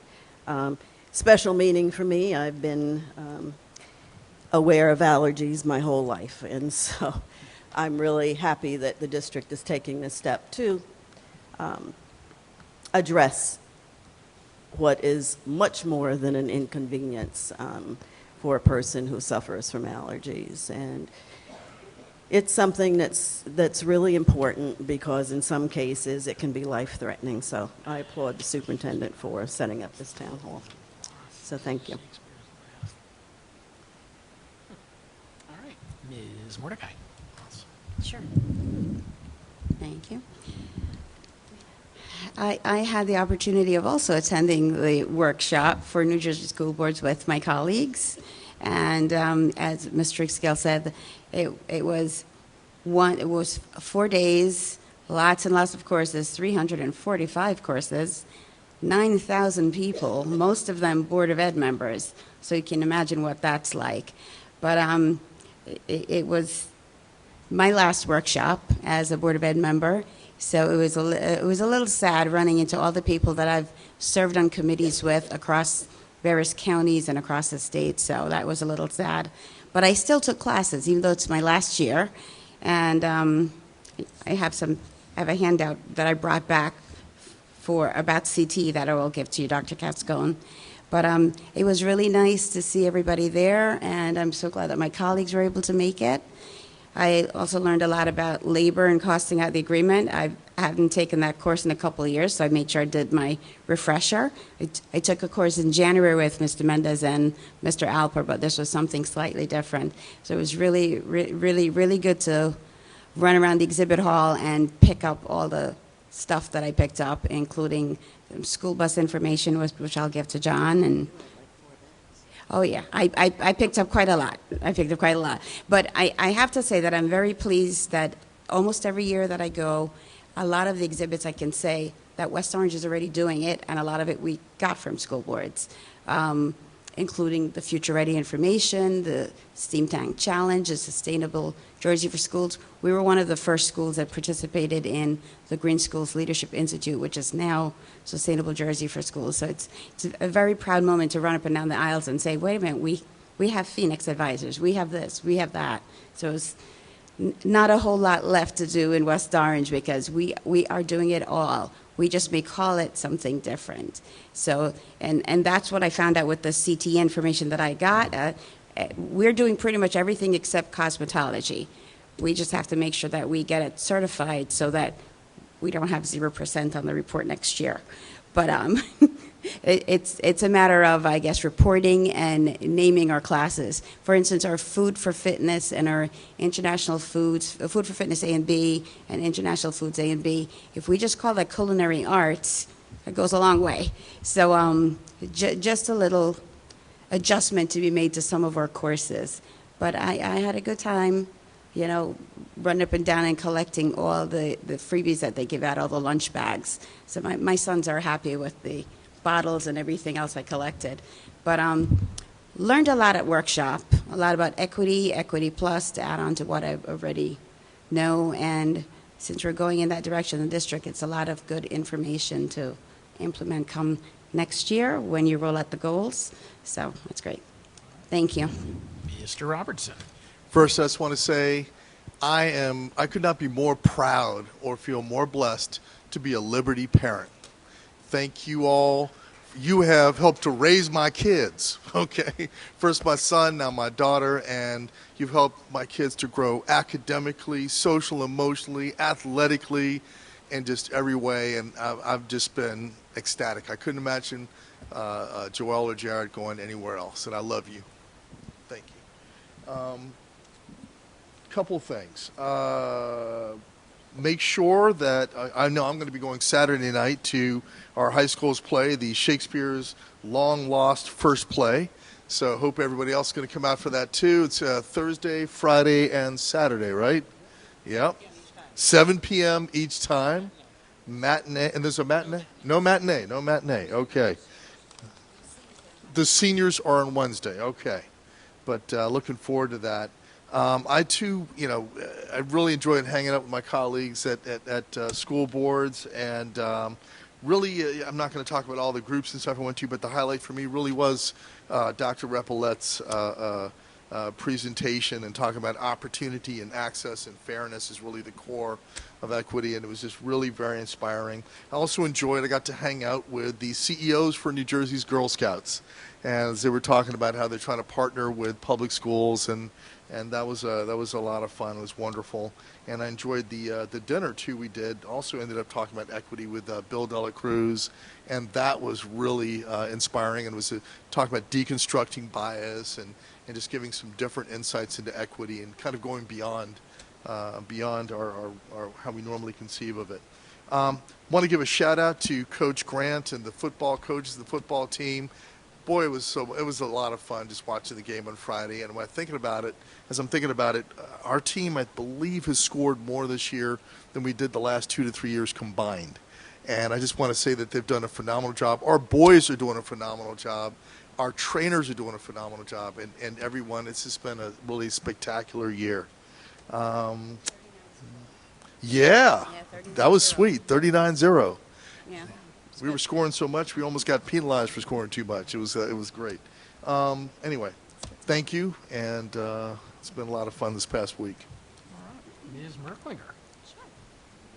So, just kind of jumping on the sports, what's going on in sports at West Orange. So our girls tennis team won the Super Essex Conference Liberty Division. So congratulations to them. Our girls volleyball team is also conference champions, and they're going into counties, I believe, this week. Our football team is 5-3. They're playing senior night is this Friday, and they're taking on Barringer. And Sunday will be the rankings and seedings for the states. So looking forward to seeing where West Orange falls in that. Our cheer team finished second in the SEC Liberty Division. They participate in the Cheer for the Cure Pink Out at Bloomfield, which is a huge, I want to say, not championship, but it's a very big event. So congratulations to the cheer team on that. We already mentioned about the marching band. They won the North Jersey School Music Association Regional Championship. Our girls' soccer team won today. I don't know if everyone knows that, but it was the first round of the NJSIA States. So congratulations to them as they move on. Our boys' soccer team starts tomorrow with their first round of the States. I want to thank Scott for his work on Play Unified. That was something that really stood out to me when we were doing interviews for superintendent, and that was just one of the programs I was hoping he would be able to bring to West Orange. And so I thank you, Scott, for your work on that and your team that did that. And I think it's going to be phenomenal for our high school program and for our district. I think we have a lot of special needs students, and this is something I think our parents have been asking for. So looking forward to seeing how that integrates into West Orange High School and then K to 12.